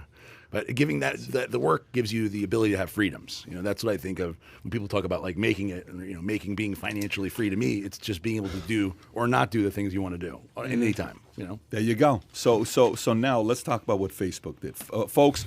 I'm going to talk about Facebook's VIP list, and I want you to ask yourself if you're maybe on this VIP list. So let's go through it. This is a CNBC story. Okay, this is a CNBC story. Facebook shields millions of VIP users from standard moderation protocols. Facebook is using this program that whitelists millions of VIP users from the company's standard content moderation practices, according to Wall Street Journal. Every day, Facebook users can have their content taken down immediately if the company's artificial intelligence technologies or contracted content moderators find their posts to be violation of the company's rules. Users in the X-Check program, however, may have their content stay live on Facebook services before being routed into a separate moderation system. That process is also staffed by better trained content moderators who are full-time employees, according to the report. Wall Street Journal said that there were 5.8 million VIP Facebook users in 2020. Pretty interesting to think. It's not a small number, by the way. That's big. 5.8 million VIP users in 2020. I wonder how many of them are businesses, because like for Redcon 1, we are whitelisted to post ads. So we can post an ad with limited moderation. Instead of being an algorithm, it's a person that checks it off. Yeah. So we have a level of, so I don't know if it's companies or just individuals, but for companies, if you do enough business with Facebook and you never broke any rules, then they give you a little bit of more leeway. Because like for us, if we have 1,000 ads that are launching all at once and it's time sensitive, and it doesn't get approved in time, it can cause problems. We can not spend more money on Facebook. That's really what they're concerned with, Does that bother you? Yeah. Tell me why that bothers you. Well, first of all, this is just more of what I was talking about earlier. It's the aristocracy versus the plebeians. It's rules for thee, but not for me. My servant has to wear a mask, but I don't. I would want to know. I actually would want to know what that criteria is. For example, if do they use a trend like this account? I can be specific. I can be absolutely specific. I told you, and you know this, for the people that don't know out there, I had a pretty active Facebook account. I was getting millions of views. I could count on between $3,000 and $5,000 every month off my Facebook account. And then I made a post correlating the pandemic to the Wuhan lab. And the next morning I woke up, my page was demonetized, restricted, and I couldn't post for 30 days. My monetization is still not back to this day. That's happened to a lot of people. Meanwhile, Jon Stewart goes on Colbert 4 months later, says the exact same thing I said, and he gets applauded. Oh, look at the intelligence of Jon Stewart, the bravery. I'm sitting here. I go live on Facebook. I'm like, are you serious? Can I get a fact check on this? Look, our Donald Trump, the former president, is not allowed, but the Taliban leaders are allowed. Yeah, they're okay. Exactly. So on Twitter, among them is soccer star Neymar, 5.8 million. In 2019, he posted nude photos of a woman who had accused him of rape to his Facebook account. According to the report, this type of content would have typically been removed, but XCheck protected Neymar's account and blocked Facebook's moderators from taking it down right away. Ultimately, 56 million Facebook and Instagram users saw Neymar's content, according to the report. Wow. Okay, so this is that's pretty crazy to think about. I'm just curious to know if there is a way to get access to that 5.8 million VIP, because if they can come up with a number with 5.8 million, that means there's a way to find out who is on that VIP list. And is there a trend? They know he's on it, and they know that there's an XCheck system, so somebody knows something about it. So it's probably that's embarrassing for Facebook. It is embarrassing for that to come out. There's nothing that can embarrass them. There's nothing that can embarrass Facebook. They get caught reading your messages. They don't care. They get caught silencing opposition. They don't care. Their fact checking is an absolute joke. It's a literal joke. By the way, FYI, as much as we trash Facebook, liberals cannot stand Facebook. Just so you know. They cannot stand Facebook. They cannot stand Zuckerberg. Like, he's one of the most hated guys on their side because in their eyes, just so you know, they think Trump won with the help of Facebook. So there is, in 2016, he won because of Facebook. Well, that's the Social Dilemma, or what was the documentary that they made about the it was the Social Dilemma with the micro metadata and all that stuff. They just use Cambridge technology. Analytica. Cambridge I Analytics. interviewed the girl from that. Brittany, I interviewed the one that wrote the book. Yeah, I interviewed her. Book, Everybody in the world is at fault for Donald Trump winning, except Hillary Clinton being the worst, least likable candidate of all time. It's amazing the depths that they'll go to blame. You have two choices for president: Hillary Clinton or Joe Biden. Yeah. Democrats didn't even choose Hillary Clinton. You have a choice between Hillary and... I hear you, but Democrats didn't even choose... I think Hillary. She rigged her own primary, guys. You know why? Because I think at least the enemy would fear her a little bit. Yeah. Because there's a part of her that she's got a track record of, people disappearing. So there's an element of... She's way scarier. You do realize you're asking like the difference between gonorrhea and like AIDS, though, right? It's like, I'd rather gonorrhea. I'd rather it. I actually think it's the difference between somebody not being feared and somebody being feared. There's a big difference. Yesterday I had a guy on. David, what was the name of the guest we had on yesterday where we ended up doing it right on time? The interview. Do you know who I'm talking about? Yeah, I know exactly what you're talking about. I don't want to mispronounce his name, but it is Adita. Somebody get Kai back here. Raj what are we doing? Kaul? Say it again. Adita Raj Kaul? Raj. I think you're actually saying it right. You know what? I'm impressed. Oh, okay, thanks. I was not expecting you to get this right. Out of here, huh? Yeah. So Aditya Raj Kaul, who is the guy that's been speaking on what's going on with Afghanistan the entire time, and we had a conversation about what's going on. He's over there. He spent the most time talking about what's going on there. He represents CNN News of India, and we talked a lot about Afghanistan. And one of the comparisons I made, he said this is Trump's fault, this is Biden's fault, this is both of their fault, this is Bush's fault, Obama's fault, anybody that's been a president in the last 20 years. Fair. Which is fair, absolutely, which is fair. And then I made the comparison, and he says, listen, I'm a guy that voted for Biden. I thought Biden would have been the right person to handle this situation with Afghanistan. And then I said, do you see the comparison between what he did and what Carter did? Well, when it comes down to presidency, you cannot have a guy like that be a number one. Biden may be a good number 2 or 3 or 4 or 5 or 6, but not a good number 1. And then he turns around and says, look, at this point of the game, I have to agree with you. You're right. I've changed my position. I don't think he's the right guy for the job. And I asked him, who would have been a better, Hillary or him? He said Hillary. He said the same thing as well. Well, hey, even our Lord and Savior, Barack Obama, once said, never underestimate Biden's ability to F it up. Yeah. So, I don't know if he was a great number 2 either. Man. But did you see the story about what happened with Psaki yesterday when she was asked if Biden has ever been to the border? Can you pull up that story, David? The story on, I think it's the first one you got there. Second one right there, Biden administration. Check this out. So if you haven't seen the video, I suggest you watch it. We can't play it right now for obvious reasons. White House has no answers on when Biden has ever, not in the last 12 months, not in the last 10 years, ever in his lifetime, visited the border or how many migrants have been released into U.S. So go to the bottom to exchange to read the exchange. So Fox News correspondent Peter Doocy, White House press secretary, asked pressed White House Press Secretary Jen Psaki on whether Biden has ever in his life been to the southern border, saying, "I've been looking all morning, and we cannot find any records of him at visiting the border as president, vice president, senator, or even as a concerned citizen. Why would that be?" Okay, so this is not about as a president or VP, period, ever. Go a little lower. She pushes a little bit more. Psaki could not provide a date and says she would check. Ducey pushed further, noting that the president has made a point in the past to travel around the country when areas are affected by wildfires, hurricanes, to see the needs of the local community. And then she says, well, first of all, Peter, I think the situation at the border is the result of a broken system, and the president certainly relies on his experience. So whether it was the work he did to address the root causes as vice president, his efforts when he was a Senate to support comprehensive immigration reforms that at a time was being done and work towards a bipartisan way, something that certainly we think should be the case today. He uses all his experience from the past. Anyways, the whole point is she could not say that he's ever been to the southern border. So this is my question for you. Does that matter? And if yes, why does that matter? Yeah, he needs to see what's going on the border. He needs to have experienced it so he can base his leadership and his decisions on something he's seen for himself. And it's also for the people there. And to be a leader, you need to, and I always tell my kids, lead from the front. This is a guy who has never even been to the place, down, a 3-hour flight from him. Yeah, listen, I don't know if anything outside of optics would occur from a president being down there, but it does make it seem like, okay, at least he's prioritizing this. The rhetoric that we get from the White House out of this stuff, I mean, it's amazing how, law-abiding Americans, they got no problem yelling at us and telling us our patience is wearing thin, with people that just want to be left alone. Meanwhile, you got people, you have an actual humanitarian crisis at your border that you guys have created just because, let's be honest, you need the votes.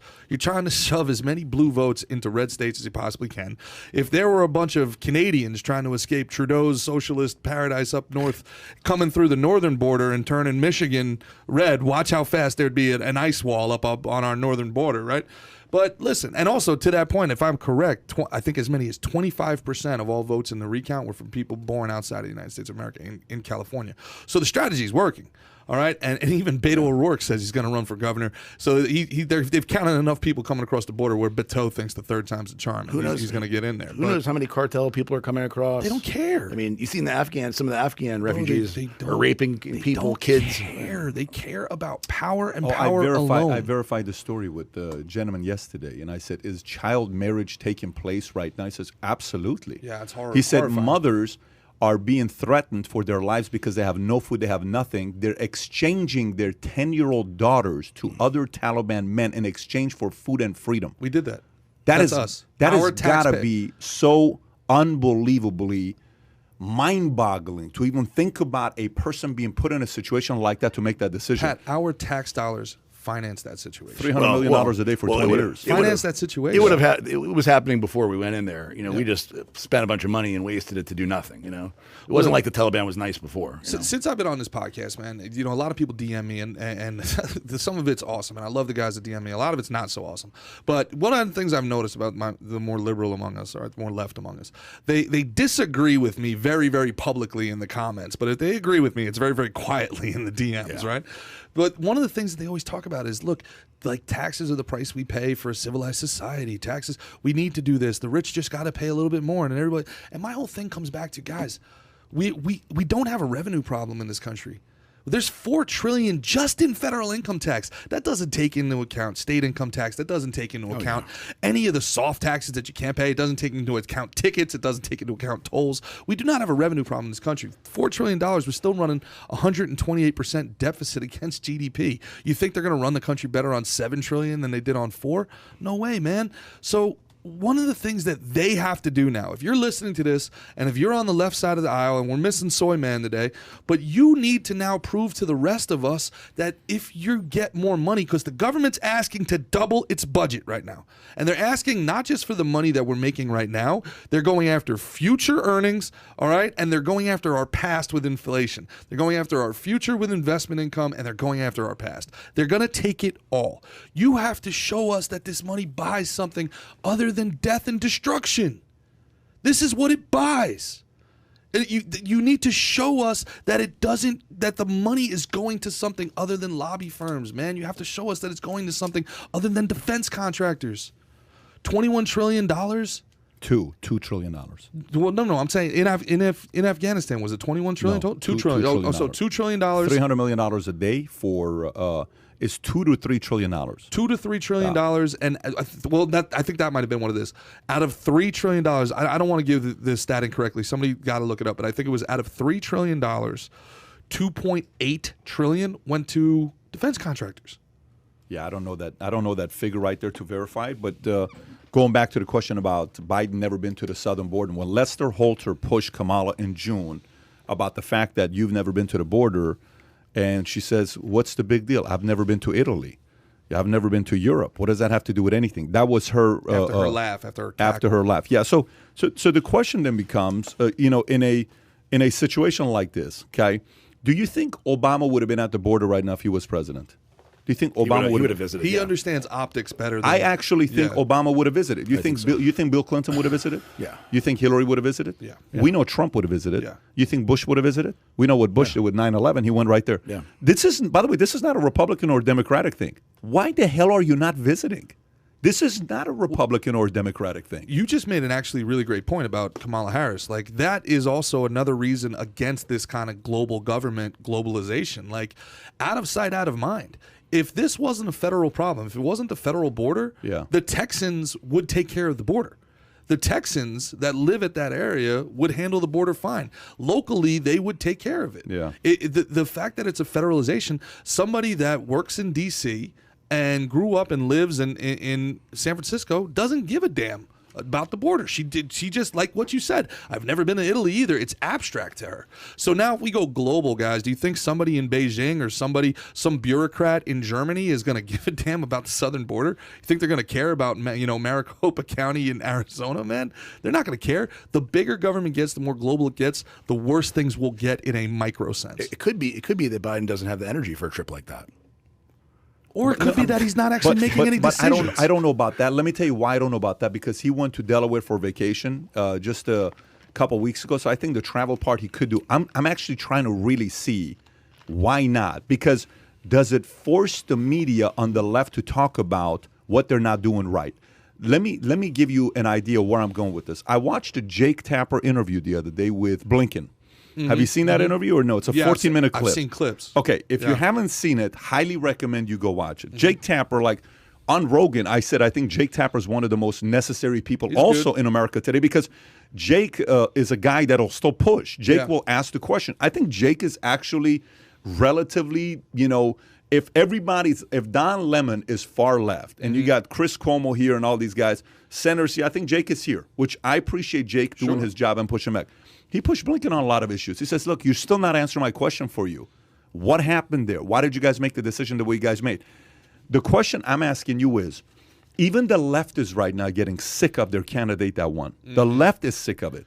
This is not about a left or right thing right now. The left is sick of it. So to go to the thought of saying, well, maybe they're not going because Zucker had a call in the background, not Zuckerberg. I'm talking Jeff Zucker had a call in CNN saying, hey, let's get everybody on the same page. And they do a conference call saying, do not go to the southern border because it's a bad look because you're going to get so much hate. I don't think that's the case. So why have they not gone there? I know Kamala went to El Paso. I understand that the whole Guatemala, El Paso, all of that stuff. Why has he not gone there? Well, it's the same thing. It's a very interesting question. I don't know. I tend to think you might be right. Maybe he doesn't have the capacity to do it. Maybe they know he couldn't. I also don't think I really don't think he's a decision maker, guys. I really don't think he is. He is going to get. You mentioned he's going to get definitely walking there. He's going to get a lot of fuck Joe Biden's. He's going to get people screaming. But going back to your point though about the left media, there's two things that you said that were very, very interesting and are worth tracking. One, Hunter Biden's emails were confirmed. Yeah. They were confirmed, and that hasn't been covered. It was a blip. Hasn't been covered at all. Yeah, the Hunter Biden emails that he was selling access and that Joe Biden was signing off on it was confirmed. It should be a bigger conspiracy than almost anything in our lifetime, and no one's even talking about it. That's number one. Well, no, they are talking about it. You saw this week what happened with the Hunter Biden laptop.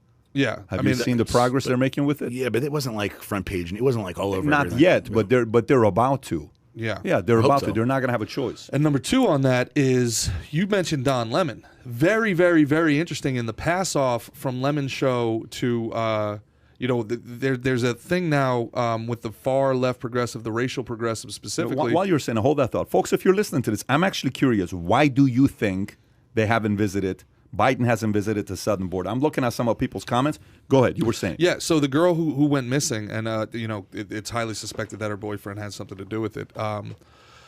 There's a racial component to it. Apparently, that the social justice left hates the amount of attention that this story is getting, and they're saying if it was a black woman, essentially they're saying this would have never happened. And I guess the police questioned the boyfriend, and he is not saying anything. And Don Lemon said that that's white privilege. They would press a black kid until they said something. And Chris Cuomo, my mind almost exploded. Yeah. Chris Cuomo says absolutely not. It's your right not to speak. And then he actually pushed back against it, and I was like, "Whoa! Did Chris Cuomo just disagree with Don Chris Lemon?" Cuomo said it doesn't matter if you're white or black; they'll do it. He says yes, but poor. And then Don corrected himself. Don Lemon pivoted. Went from black, he said poor white and black people. He says, "You think if I wasn't Don Lemon, if I was a," he says, "but poor." So he changed his position. Very so I saw Chris pushing him back. I think you shared that with me yesterday. Yeah, very interesting. I was like, if the left is starting to push back against the left, that is good progress, because we got to, like you said. The center is where it is, right? We talk about I'm a prescriber of the horseshoe theory. We talk about it a little bit. Like, we think about left and right in this country. Like, the furthest thing away from a Nazi is to be a communist, so therefore a commie's good. That's the whole Antifa thing. It's not a linear, political spectrum. It's a horseshoe, right? So the Nazis and the commies, the far right and the far left, are way closer to each other than they are to anything in the center, right? So, I mean, that's kind of the idea. I wish that was taught better in school. I wish that people had a better understanding of that. But, if the center left can start taking control of their room, if the center left can start having a louder voice, the country is headed in the right direction. Yeah, it says because they're cowards, all this stuff they're saying, because Biden is, because he knows it's going to be all over the news. I actually don't think that's the case. I'd like to know what the reason is. And I don't think the left or the right knows what the reason is, why they're not going there. I don't know. Maybe it's something bigger than we even know. But even yesterday, when they turned on the Haitians, that they're coming here, and then you saw Maxine Waters came out and said, Haitian lives are black lives. If Haitian lives matter, black lives matter, Haitian lives matter, and then they're coming here because their country is not good and they're leaving to come to America. We have to take care of them. They're not coming here to stay. And then statistics came back and said, wait a minute, these guys have been living down there for years. This is massive not like they... anti-mandate, massive vaccine, anti-mandate protests in New York City. Yeah, led by Black Lives Matter. Yeah, I mean it's turning upside down. It's confusing. The world's kind of nuts. But it's a good thing, man. People don't like not being free. I mean, the weird thing is, you shared with me the Nicki Minaj thing, and she's saying 80% of people agree with her, but they're afraid. Who are they afraid of? Who is getting to them? Who are they afraid of? Like, I'm liberal media canceling them. But he's saying the media is afraid to cover. So if the media is afraid and the entertainers are afraid, who are they afraid of and why? Wait a minute. That's a complete different topic. So if Nicki Minaj's community, I don't know that it is. But let's unpack it and let's hash this out and debate it. So when she's saying 80% people agree with me, but they don't want to go public about it. Yeah. So maybe she's talking about other celebrities like herself. That's the way I took it. Yeah. Fine, I took it that way as well. So let's just say she's talking about other celebrities like herself. Why would they publicly go out there and support Nicki? No, but they're in that live. She's saying that they agree with what she's saying, but they're being bullied into saying other things. So I get that. Yeah. I'm fully there. What I'm saying to you is, why, if they agree with Nicki, are they not comfortable coming out publicly supporting her position? Because they're worried about repercussions. They're worried about repercussions. So what are the repercussions? Losing jobs, potential gigs. So losing jobs, losing gigs. Yeah. What else? I mean, like the actors that I know in Hollywood that are conservative don't express it because they feel like they'll be ostracized from that community and they won't get jobs. We saw what happened with Vince Vaughn. I mean, Vince Vaughn, one of the best actors, just because he supported Ron Paul at a campaign and he's came out as a libertarian. We saw what happened to him. The only person they can't do nothing to is one guy that they cannot touch. Seems like Chris Pratt. They tried to cancel him and they couldn't. They cannot touch Clint Eastwood because he simply doesn't give a shit, and he's got $500 million. He's 90. Say whatever the hell you want to say. I make my own movies. I fund my own movies. I don't need your money. Yeah. So the more they're free of the powers of Hollywood, the more they can impose. John Voight's a good. I went to dinner with him, and he's awesome. a fantastic. I had dinner with him. He's one of the bigger reasons why I do what I do. Him and George Will, fantastic guy. But even like guys like him. But Clint is an A. Sure. John's not, you know. So, but you know, what do they lose? Okay, so when Joe and I were talking, I asked him the question that I ask everybody. Here's a question: who's the most powerful source today in America today? The U.S. president, the richest man in America, the educational system, virtual governments, which is Facebook, Twitter, YouTube, or mainstream media. Let me say that one more time. Folks, I want to get your answer on this as well. This is a part of the conversation with Joe and I. The U.S. president, who's the most powerful person in America? The U.S. president, okay, actually grade this, rank it. Take a moment. I'm curious to know what you're going to say about it. Rank them, Gerard, if you already have them. Okay. The U.S. president, okay, rank them, folks, if you're listening to this. I'm so curious. Who's the most powerful person or organization in America today? The U.S. president, the richest man in America, so like a Bezos or Elon Musk. Or Soros. Then you got the educational system that's influencing kids' minds. Are you talking like the union, like NGA? I'm just talking about universities, Berkeley. I'm talking about University of Chicago. I'm talking about Stanford. Sure. So, and then you have virtual governments, which is Facebook, YouTube, Twitter, all those guys, or mainstream media, CNN, Fox, MSNBC, ABC, all those guys. In order of 5, one by one, who do you think is the most powerful? In order of 5. And I'll tell you what Joe said. But in order of 5, is it the president? Is it the richest man, which is Bezos or Elon Musk? Is it the educational system? We're talking about acutely, not like this is like something right now.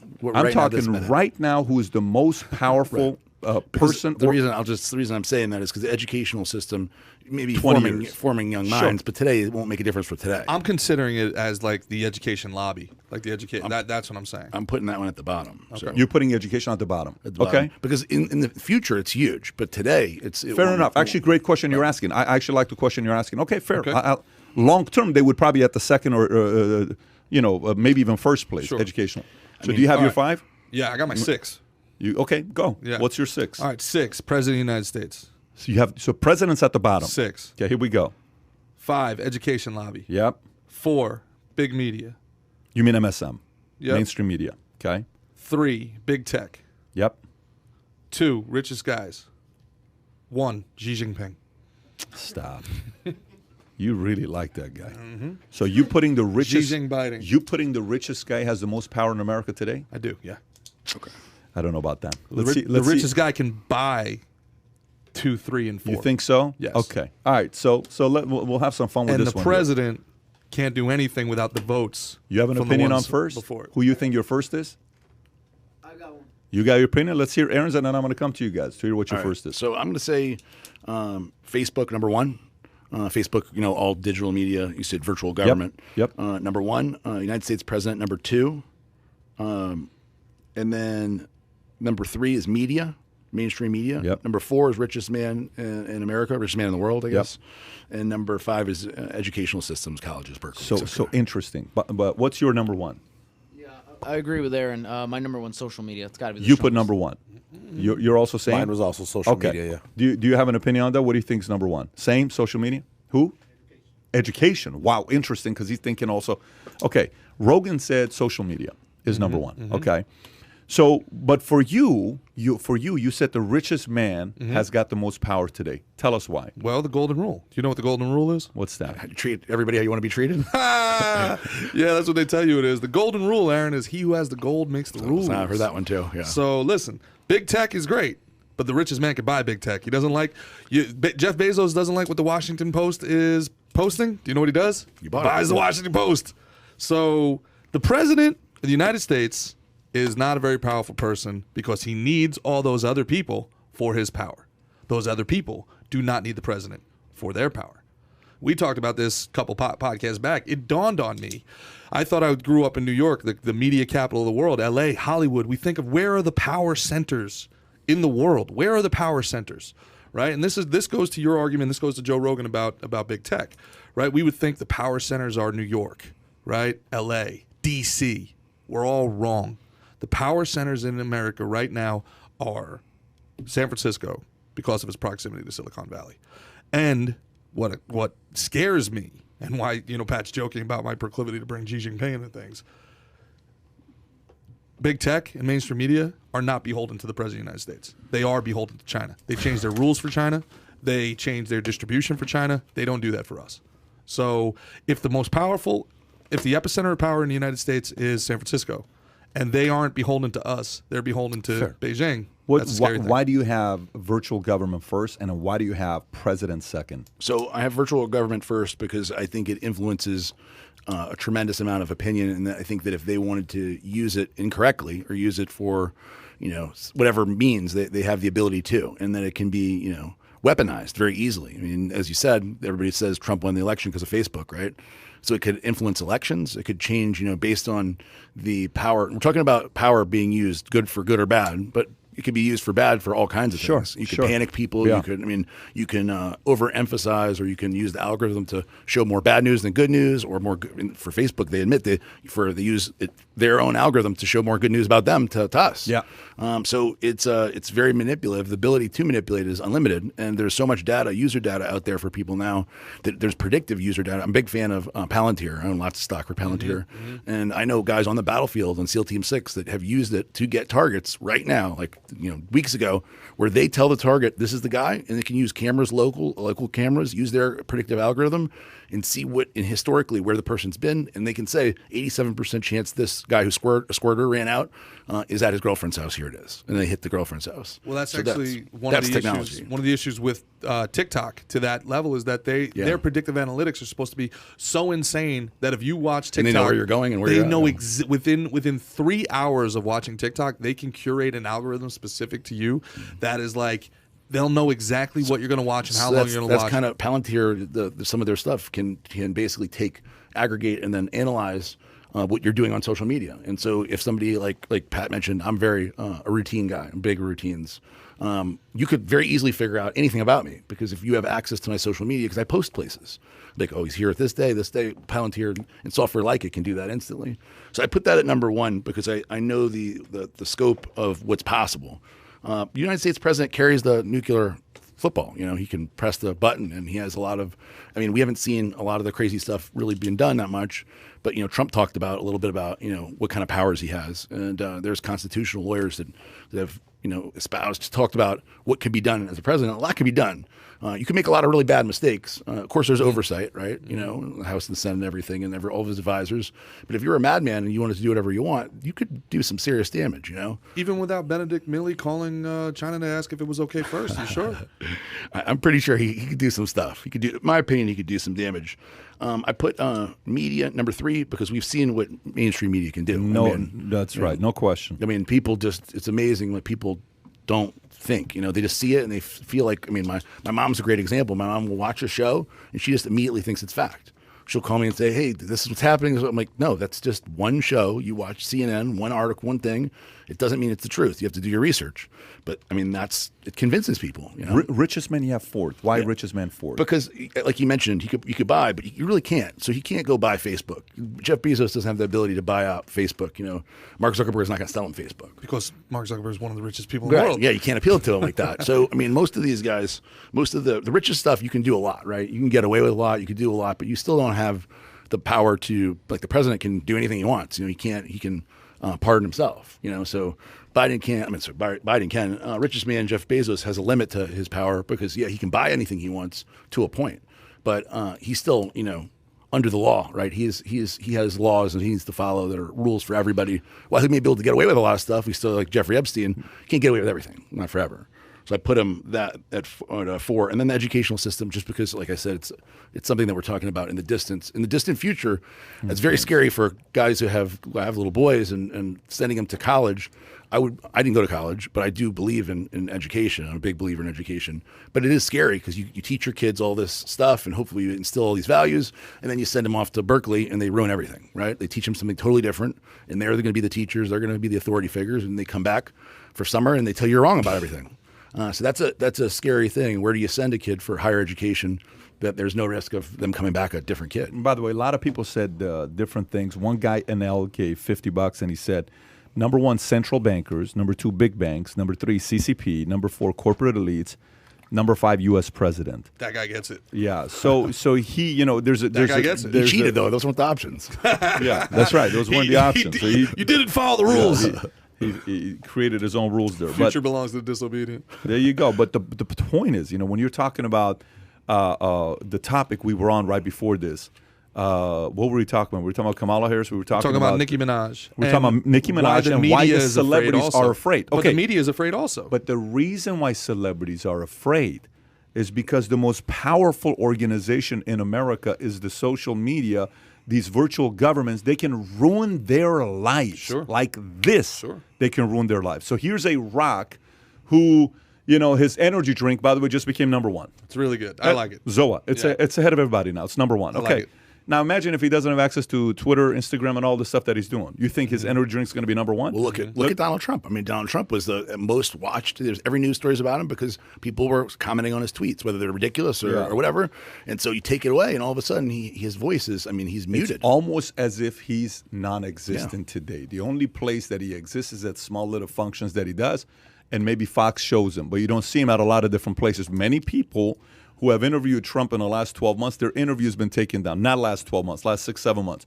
Their interview's been taken down when they sit down with them. So anyways, so going back to Nicki Minaj, celebrities, you want me to come out and talk about how I feel about this? Is it worth my $20 million contract? Is it worth my next $50 million? Probably not. So you're answering my question then. So the question is that who is really pulling the strings? Who is threatening them to make them afraid? And it's so then you're also answering your own poll then that the mainstream media is beholden to big tech as well. Because you're asking, why aren't they covering this? How come they're not doing that? Somebody in big tech is saying, we don't want this information out there. So you're telling me that it's some sort of is it Dorsey? Is it or is my conspiracy theory that big tech is beholden to a foreign interest? Well, I mean, think about this story. Here's the story. Since we're going there, let's go to this story. Kind of has to do with what we're talking about. Page 2. Google and Apple remove Navalny's app from stores as Russian election begin. This is a Reuters story, okay? So Google and Apple remove Navalny's app, which Navalny is going against Putin. Yep. Google and Apple have removed the jailed Kremlin critic Alexei Navalny's technical voting app from their stores after Russia accused the U.S. tech firms of meddling in its internal affairs. Russia went to the polls on Friday to elect a new parliament in a 3-way vote that the ruling United Russia Party is expected to win despite a rating slump after the biggest crackdown on the Kremlin's critics in years. Allies of Navalny, President Vladimir Putin's fiercest domestic opponent, plan to use the mobile app to organize a tactical voting campaign to deal a blow to United Russia. Russia demanded this month that Apple and Google remove the app from their stores, saying a refusal to do so would be treated as meddling in its parliamentary election. So where you're going with this is the point. Mm-hmm. So this is where some people would agree with you to say, well, it's got to be China. Oh, it's got to be somebody else. It's got to be Russia.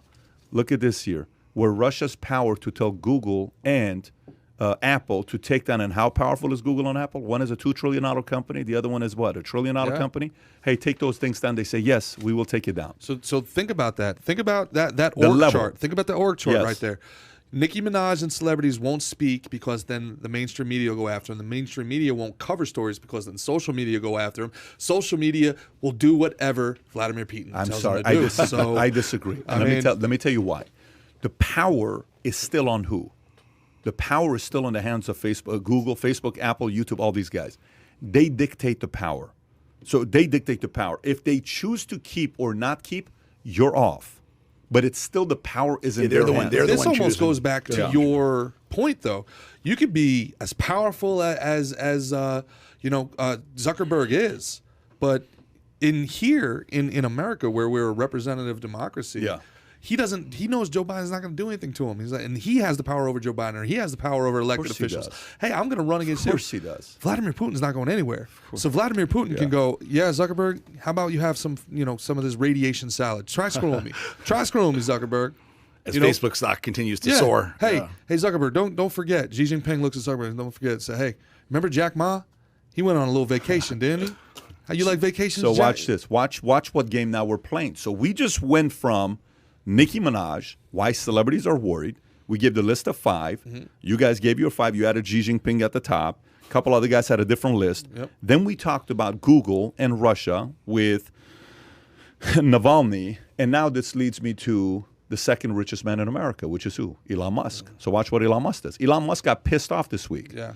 Elon Musk is angry about a new bill that includes a $4,500 tax incentive for electric vehicles built by companies with unions. It's an insider story.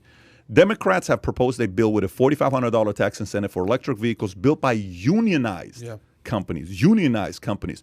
Musk tweeted that the bill has been engineered by lobbyists for Ford and the United Auto Workers Union.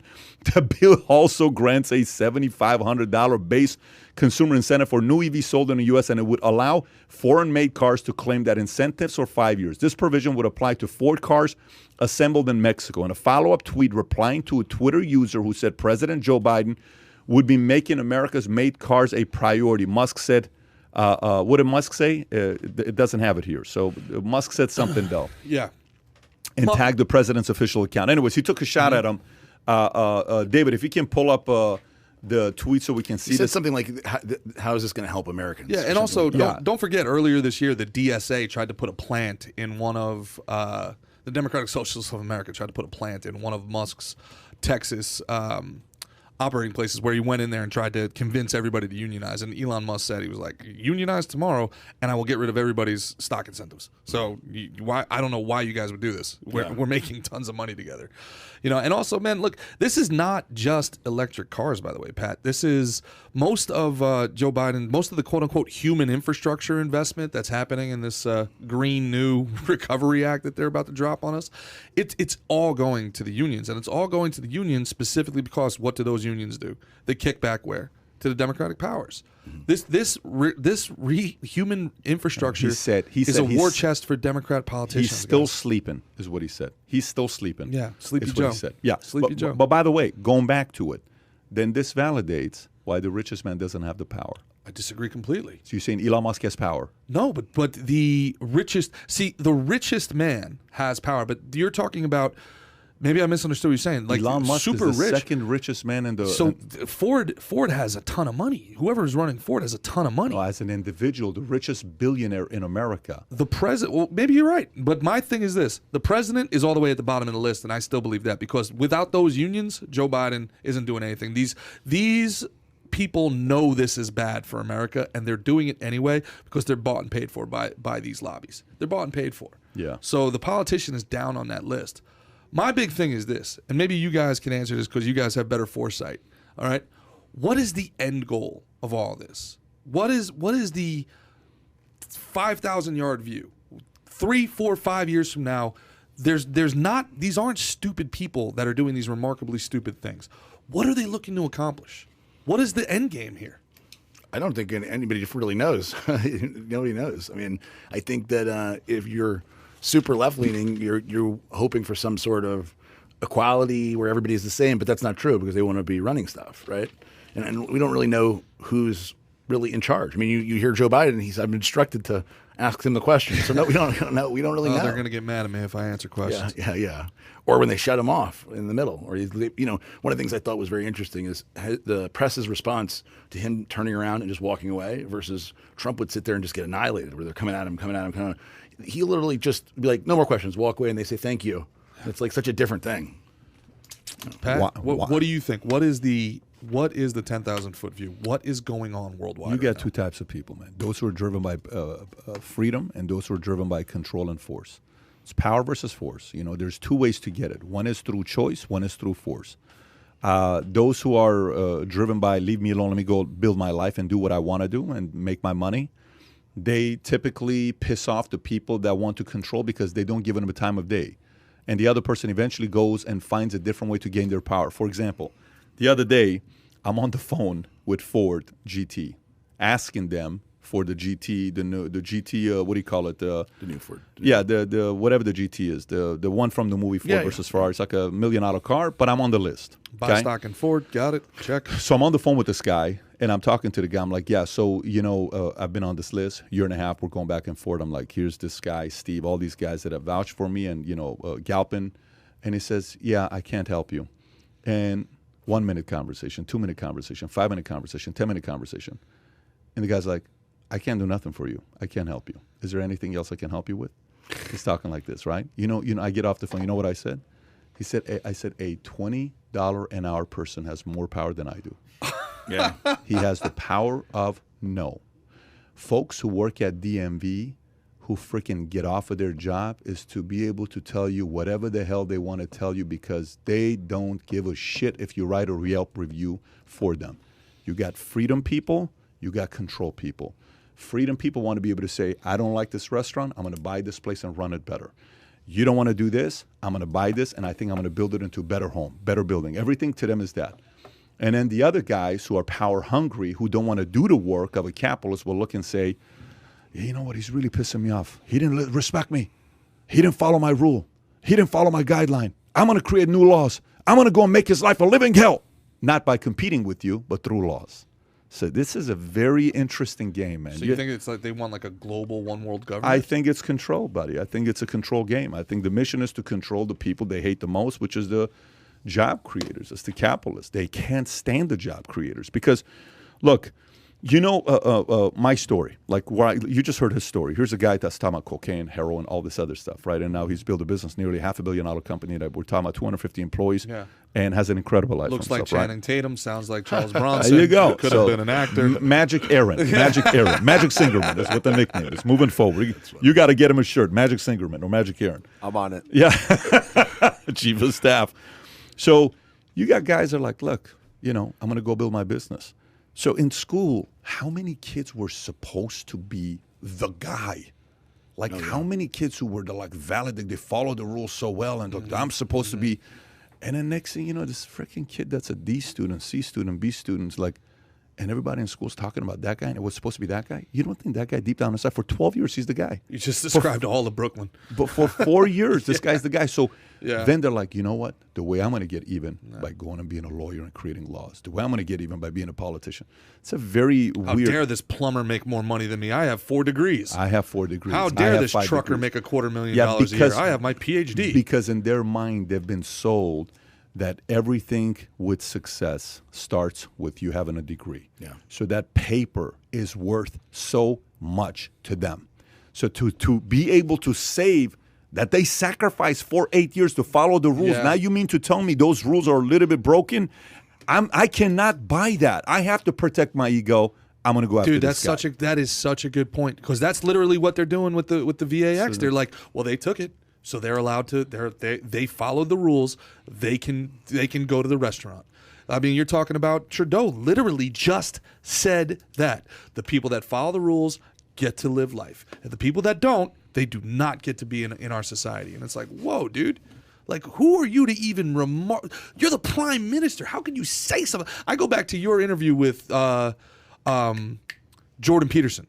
You remember you asked him about it? And this was years ago. Before which one? Which question? But he called him a weasel. Oh my God! And this was out before the world even knew who this guy was. Why don't you pull the video? Go to YouTube, type in Jordan Peterson and Justin Trudeau. And he just won a very hotly contested re-election as well. Type in Jordan, and then put Justin. And then put Justin. There you go. That'll come up. How long? It's a short clip, I think. Move off of it to see how long it is. Move. Okay. Yeah, this had to be 3-4 years ago, man. Make it a little bit. Make it bigger. Can you press mute on that, bro? Like it's just, holy shit, David. What? So I can't hear. David's pissed off at somebody. Sorry, Mamba USA. Okay, here we go. Here we go. Pay. Listen. Can we get audio now or no? You're not going to give it to us? Oh, man who capitalized go back a little on the bit. name of his father. Go back a little. So I asked him what he thought. I did keep going back. I asked him about, I'm giving speed round, and I'm giving names. I said, what are your thoughts about Justin Trudeau? This is his answer. Click on it. Justin Trudeau. That, I just shake my head at that. Okay. Oh, man who capitalized without virtue on the name of his father. Wow. Mm-hmm. Yes, wow is right. Wow. If he had an ounce of character, he would have never run. Listen. I'm not happy about him. He had no right. Well, he had a right. He's a citizen. He can run. He didn't earn his name. Not impressed.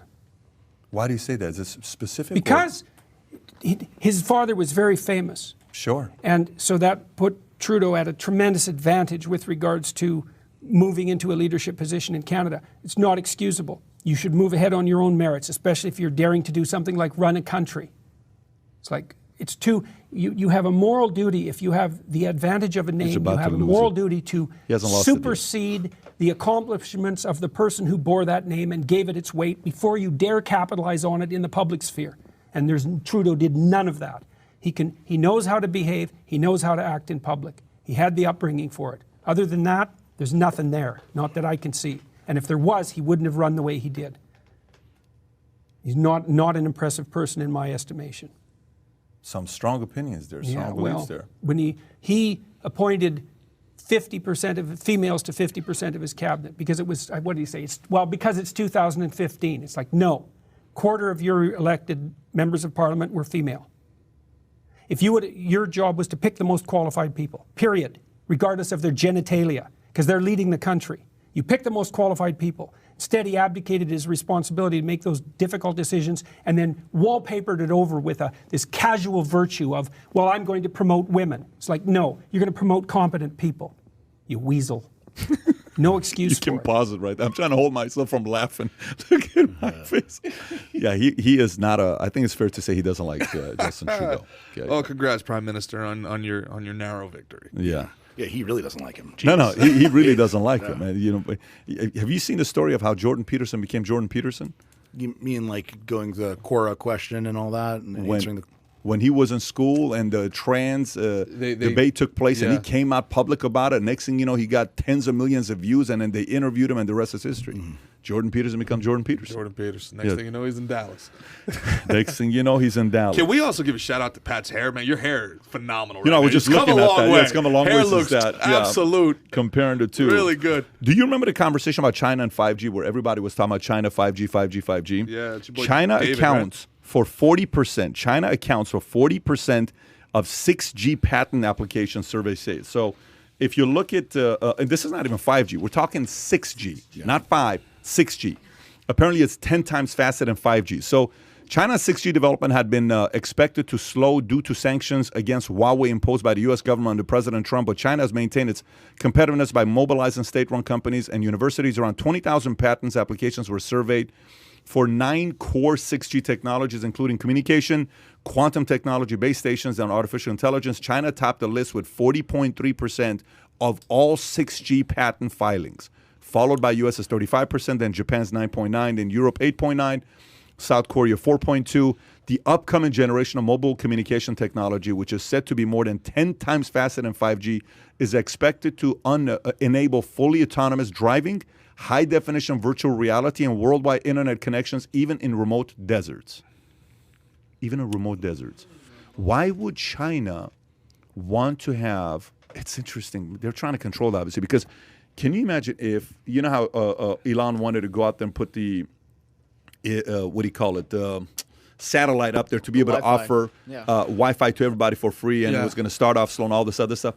Guess what's the one country that wouldn't want that to become a reality? Yeah. It's China. China doesn't want that to become a reality. Are you kidding me? Free internet for me to be able to log on and see what's going on. It's more the freedom of information. Yeah. It's more the free flow of information. No doubt about it. They wouldn't want that to happen. Can you pull up 6G versus 5G? Everything I know about 5G and 6G, I'll be honest, I know from Valuetainment. You spoke with, I believe it was a gentleman from the CIA about this. Spalding. Yeah, about a year. Yeah, General Spalding. About a year back, and he basically said, if you let what is it, highway? How do you pronounce that? Oh yeah, highway. They're Huawei. Huawei. Yeah, Huawei. If he's like, if you let them in, then you've just given them all your information. They all they do is just farm information. They come into these countries and they give them free access to, free fiber optics, free satellite access, the free internet, free everything, and what all they're doing is just taking all the information they possibly can. Here's what I want you to do: go back, type in search. Okay, go to images. You did it right. Now go to images, and then click on the one all the way right there. The telecom network progression, bottom left, second row, right there. This tells you the difference. Click on it again to make it bigger so everybody can see it. Go a little higher, go a little higher, go a little higher, right there. Press Control Plus to make the screen a little bit bigger, and you can say no thanks to that. Okay. What is a All right, so here we go. 1G per second? introduction year was 1979. Terabyte? Watch this. It downloads a movie in 6 days. 1G. 2G 91 1 movie in 2.5 hours. 3G, 1 movie in 2 minutes. 4G, 1 movie in 20 seconds. 5G, 1 movie in 3 movies in 1 second. 6G is 300 movies in 1 second. This right here? This right here, 3G, that was a game breaker for Napster, bro. When you could download 100 songs on LimeWire and Napster until you gave yourself 15 viruses on your computer, that was a game changer. I don't even think that's accurate, though. 3G, I never got a movie in 2 minutes. One downloaded a movie in 2 minutes. Depends on what type of movies, man. It says 3 gigabyte movie. There's some movies on some sites that begin with X that you only need but 3-4 minutes of the movie. What if there's 3 gigs? You know what, because 3 gigs right now on 5G it won't take you 1 second. Shout out to the great Miss Benz for her many great performances on the movies that I would download. And well, we can tell what you did. How do you think I got these forearms, Aaron? I can tell this shit. At least don't reveal it to everybody. Keep your secrets to yourself. By the way, you know what would be very weird? If they mandated masks in porn. It'd be very... that's when you know we're going to lose the country, if that happens. I'm sure there's some porns where people wear masks. I'm sure. Yeah. Masked and unmasked porn. Yeah. Well, I mean, I'm sure for people that want to keep it appropriate. You have to, man. You got So it's got to be safe. You got to be safe. Wasn't there some guidance about like doing a doggy style with like, oh, man. to avoid? I think there was something from California. I have an unbelievable story about it. I can't tell it on this podcast because I think we'll get kicked off. But I have an unbelievable story about that. Wait, did you bring a mask? I told him the story. I was dating this girl. She was a ballerina in Brooklyn, and they put out De Blasio's health department put out a list of do's and don'ts, and she, beautiful girl, but hyper crazy with this stuff, and she was gonna follow these do's or don'ts, and I'm not gonna get keep crazy it to yourself. Yeah, keep it to yourself. You can tell us afterwards. By the way, Manny Pacquiao running for president. Is it likely that he could win? Manny Pacquiao running for president. Can he win? Not? What? You're gonna think like next thing you're gonna tell me like a reality star could be president of the United States or something? It's crazy. He's running for president 2022. I'm a fighter, and I will always be a fighter inside and outside the ring. We need government to serve our people with integrity, compassion, and transparency. The current president, Rodrigo Duterte, right? has led a brutal campaign against illegal drugs and said last week he would rather die first before facing an international tribunal. The day after the International Criminal Court announced it would investigate allegations of crimes against humanity linked to the crackdown that has left thousands dead. Can you imagine? Pacquiao becomes a president. I mean, he's got to be the most popular guy there, right? He's been a politician. He's been a congressman there for a long time. I wouldn't be surprised at all. He's not. I don't think he's going to be the only fighter that's president of a country. Apparently, I believe it's Vladimir Klitschko. One of the Klitschko brothers is being positioned for a run at the Ukraine as well. So, hey, look, man.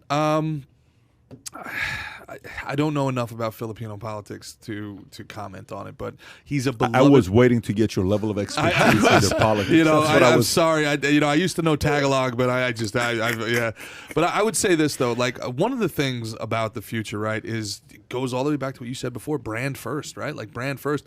Manny Pacquiao's brand is incredibly strong. He's known as a person of integrity. He's known as somebody that it cares about the community. And Pat, you talk about a synergist, right? Like he's not a catalyst. He's not somebody that's going to turn one side against the other, as far as I know. So, maybe this is the future. We're laughing about it now, but maybe the future is popular people who care about their own brand, so they're not going to do something crazy and out of character, that can bring the two powerful sides together. Maybe instead of fighting this and looking at, Pat talking about how Jake Paul is going to be president and AOC is going to be president. Logan, I'm sorry. We've got to embrace the reality of the situation, being that, hey, look, man, this is the quote-unquote new normal, and maybe there's a good thing that can come out of this. Maybe there's synergy to be had by people that are universally liked being in positions of power. I think, it's been proven since Reagan, right? I mean, you got a guy like Reagan who goes from being a SAG president to being the spokesperson for GE, and they were paying him $750 to $1 million a year to go around talking about how great GE is, to him doing Hollywood, and then becomes a governor, and then becomes president. Likability, well, I don't know, man, because likability isn't really a useful trait in a leader, right? Like you have to be disagreeable. I think it's a useful trait to be likable. I mean, George Bush Jr., everybody said wants to have a beer. Who do you want to have a beer with? George Bush, Yeah, I can see why people vote for likable people, but I just don't know if being a good leader, being in a position of leadership. You guys both run companies. You can't be buddy with everybody. Trust you, want to be in business with you, right? People gotta like you. Yeah, people because follow you. Think about it this way: what's more important, like or trust? Which comes first, like or trust? I gotta like you to trust. There you go. Yeah. So before you could be the most trusting human being in the world, but no one likes you because your first impression sucks. I'm sorry, we're never going to find that the juice you offer, which is trust. Totally. Yeah. So likability is extremely important business. This is one of my problems with Robert Greene. Really, really smart guy, and I love his work. But like 48 Rules of Power, there should have been a caveat at the beginning that's like, unless you know how to be charismatic, this is just 48 ways to be a jerk. Like unless you can be charismatic. Did you like the book or no? Why didn't you like the book? Because it's too dark. It's like how to achieve in a very negative way, right? You don't have to follow those rules. You don't have to do it that way. It's kind of like a manipulative guide to manipulation and winning through power. And I just didn't like it. I mean, I read it, but I thought some of it was true for sure. But I don't think that I certainly won't give my son Asher that book and be like, read this. This is the rules to life, like Jordan. Read this as the rules to power. I wouldn't, because I wouldn't want him to live his life that way. You know what his reason was to write the book? He said he wrote it for you to know how those people run to go against them. Not necessarily for you to be like that, but it was kind of a guide, though. I agree with you. He wrote it as a guide, he said for sure. that, but I agree with you.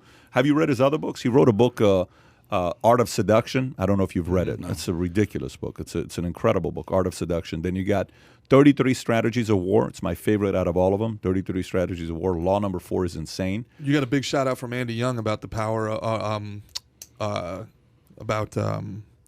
what was it? Paranoid? Only the Paranoid Survive. He said it was Andy Grove. Yeah, he said it was the best book he ever read. It's a ridiculous book. Yeah. Andy Grove is a legend for what he did. People swear by Andy Grove. Andy Grove is a one-of-a-kind leader on what he did. By the way, did you hear what Barr warned Trump of?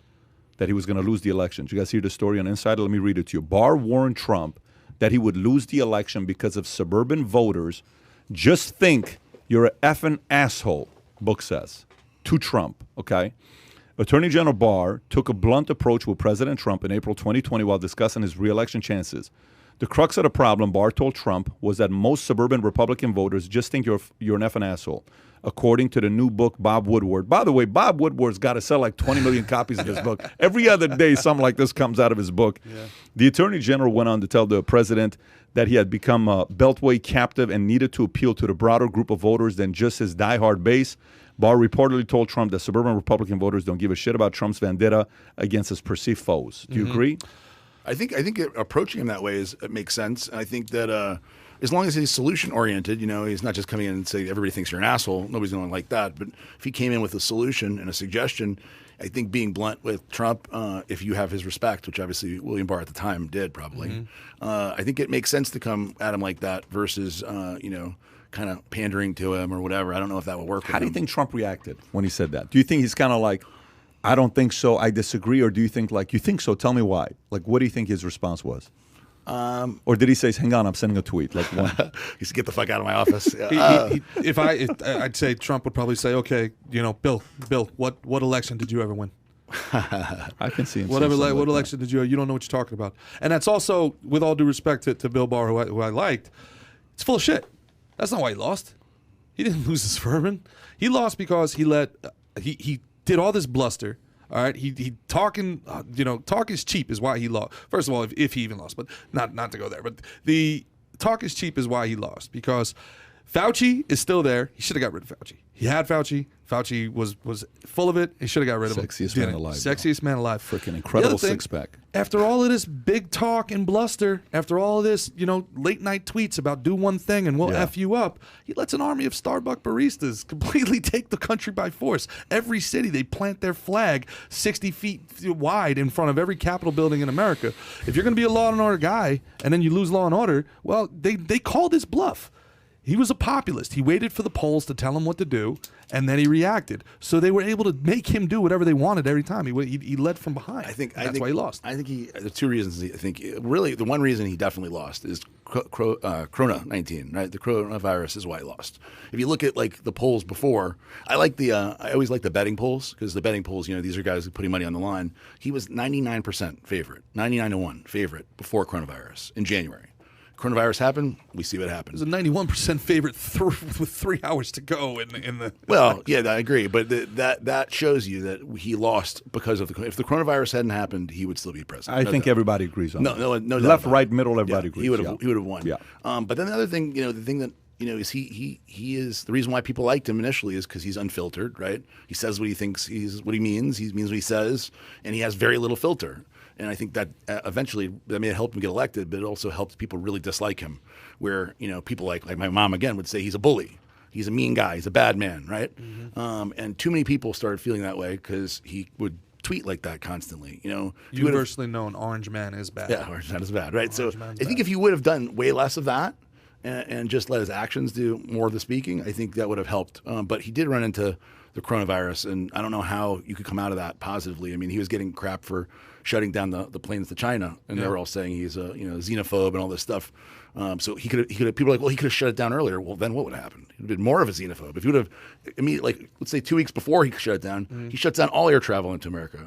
People would think he was crazy. They want to get rid of him. Well, this is the thing, though. That exactly what you're saying. They kept going back and forth on. Well, people are going to think. Well, people are going to think. Right. Well, what? Were you going to get it right, Donald? Yeah. Was the press going to be like, you know what, Donald? You got this one right. No way. You're not a racist. Absolutely. You nailed it. So like that right there is my reasoning for why he lost. He lost because he kept trying to kowtow to the people that were never going to vote for him in the first place. Yeah. As soon as they tore down the first statue, we should have been like, all right, bet, Rico. Rico, let's go. You got federal case. Yeah. Any one of you guys destroys a single thing on federal ground, your ass is mine. And then any organization you were a part of, conspiracy. Rico, you guys want to play this game? Okay. We'll round you up. All right. And I'm a libertarian saying that. Yeah. Okay? Because the non-aggression principle it's not pacifism, dude. All right? If people are coming in to be intentionally, it's sedition to me. It was treasonous. It was sedition. And the business owners in those communities needed to be protected. And if those politicians in those communities weren't going to protect these people, somebody had to. And that's what he said he was going to do, and he didn't do it. So in many ways, I feel like he deserved to lose. Whether you could question the legitimacy of it or not, he deserved to lose because all that tough talk, he didn't follow through. He didn't get the job done. What part are you saying? Like with the riots and all this stuff? Absolutely. Absolutely. The problem is there's no right answer to that, right? If he would have done that, he would have probably lost just as bad. I disagree completely. He would have won if he came in. I disagree completely. I also think that he let his opponents have too much free reign. As soon as this, I knew that this thing was done as soon as the Supreme Court in Pennsylvania changed the rules so that votes could be counted like 2 weeks after the election, and that people that didn't live in the state, their votes would still be counted. I was like, okay, they're legally rigging this thing. Yeah, legally. So then, what was the pushback? Can you do me a favor and pull up the what do you call it? The story between Rogan and what's his name? What's the Rogan Howard Stern story? If you can pull that up. Interesting. Somebody told me something very interesting yesterday. I'm not saying this, folks at YouTube. I'm just telling you. I looked at the statistic. I thought it was interesting. So Howard Stern says we have no time for idiots in this country anymore. Howard Stern defends Joe Rogan's criticism. Defends those criticizing Joe Rogan. So Howard Stern remains unimpressed with Joe Rogan, specifically with his preferred treatment for COVID-19. Well, maybe incensed would be a better word to use, as Stern very openly and heatedly criticized the podcast during his Sirius XM radio show, criticism of which he continues to stand by, that his audio was someone Rogan began to speak on ivermectin, on CNN. Okay, keep going, Lord. They keep saying I'm taking horse dewormer. I literally got it from a doctor. It's an American company. Said Rogan, they won the Nobel Prize in 2015 for using human beings, and CNN is saying, I'm taking horse dewormer. They must be. It's a lie. And then this leads to, in fact, Stern deemed those who won't get vaccinated as shitheads. Needless to say, Yahoo Entertainment Jones comment, Stern got himself some criticism. All I said was everyone should get the vaccine. It should be mandatory. This brought down a slew of publicity like I haven't even seen ever before. It's mind-blowing. We're trapped in a country with imbeciles. He continued, guess what? When we get COVID, we don't end up in hospitals. So we don't overload hospitals. So what did I say? We have no time for idiots in our country anymore. Rogan has yet to address Stern's comments. By the way, it's a couple things here. One, you know, Howard Stern's probably not too happy that Rogan's kicking ass. Okay, I mean that's number one. Let's just face it. Stern used to say that podcasts aren't radio. Yeah, they're bullshit. You know, the other day I watched a Michael Schumacher's documentary. I don't know if you guys seen Michael Schumacher's documentary.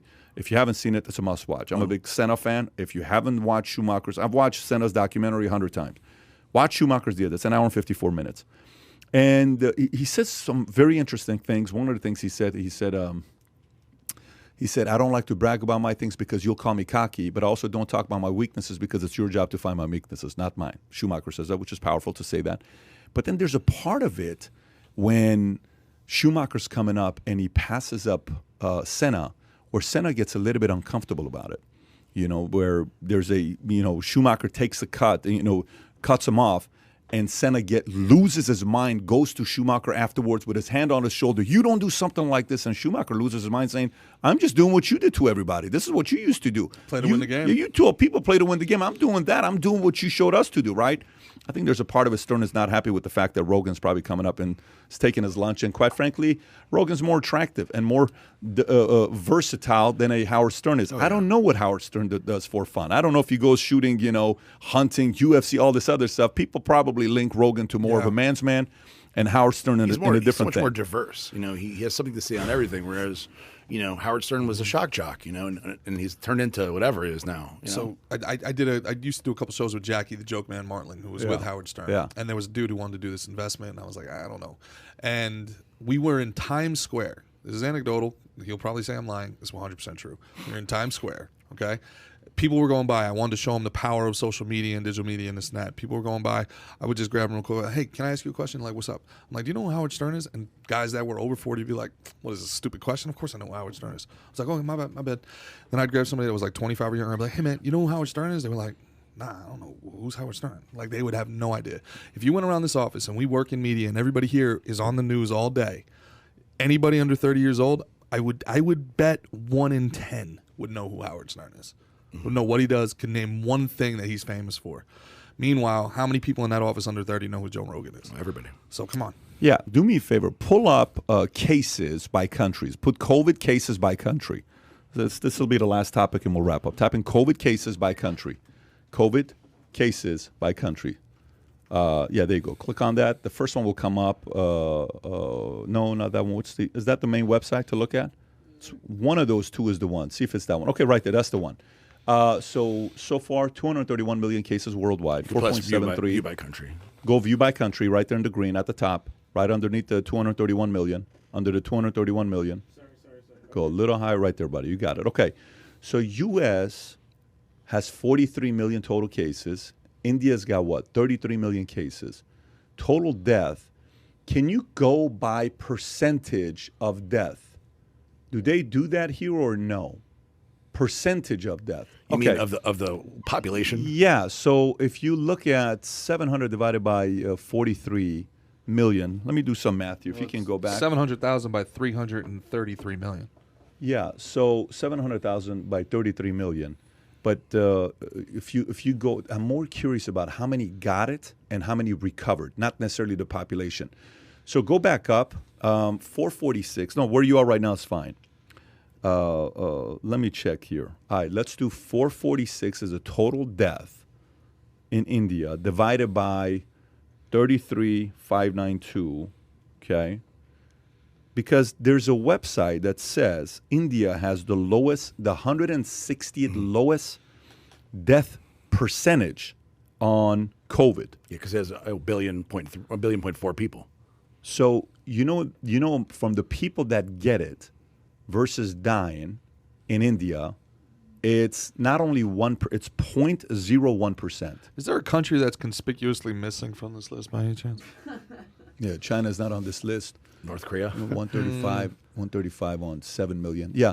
So there's studies on why. Reuters did a study, by the way. Reuters did a study, the fact that India made it public that all of India's populace can take ivermectin to fight COVID. I don't know if you looked at this or not. That's what India said. It's like on Reuters. If you type that up, and they're saying that's one of the reasons, and there's a big battle going up with that to say that's not the reason why they're doing well. Anyways, I don't know. That's just a conversation that came up last night. I wanted to verify that.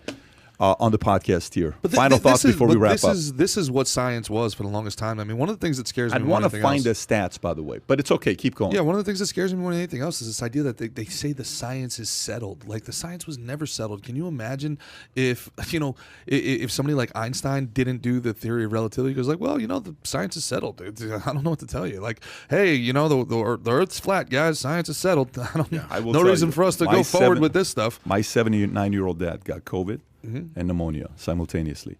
And he was down for 2 or 3 weeks. He had the vaccine earlier this year. If he didn't have it, I don't know if he'd be around or not. Joe and I both agree on that. I think there is a good amount of debate in that topic. So I've said it before, I'll say it again. I'm not anti-vax, man. I'm vaccinated in so many ways. I'm not anti-science in any way whatsoever, man. This could be the greatest medical miracle of all time. I think Brett Weinstein's right, not to give a free plug, but talking about the evolutionary science of this, rolling it out while this thing is still active, it's going to have mutations. That's why we keep needing different boosters. So that there's a problem involved with rushing this stuff out. The idea that they say that there's no issues with anything, but it's only been 9 months old is crazy. But if I can, Pat, give a free plug, I'm going to be in Nashville this weekend doing shows at Zany. So if anybody's in Nashville wants to check out a comedy show, I'm going to be in Nashville too. Yeah? You're going to be in Nashville, man? If you got Sunday, you should come out to a show at Zany's with Caroline Miljavic. How do they find the show? Just come go on my Instagram on GerardDGAF at GerardDGAF. And they can find the link. Give it to me again, at Gerard. Yep. DGAF. DGAF. Yep. Okay, I put that there. If you look at it, go to his Instagram. If you're in Nashville, go watch Gerard this Sunday and give him some love. With that being said, Aaron, appreciate you coming out, buddy. This was great. Really enjoyed it. Really had a good time. That's what you call an awkward hug, but it's all good. We got it on camera. Take care, everybody. We'll do it again next week. Bye-bye, bye-bye, bye-bye. Bye.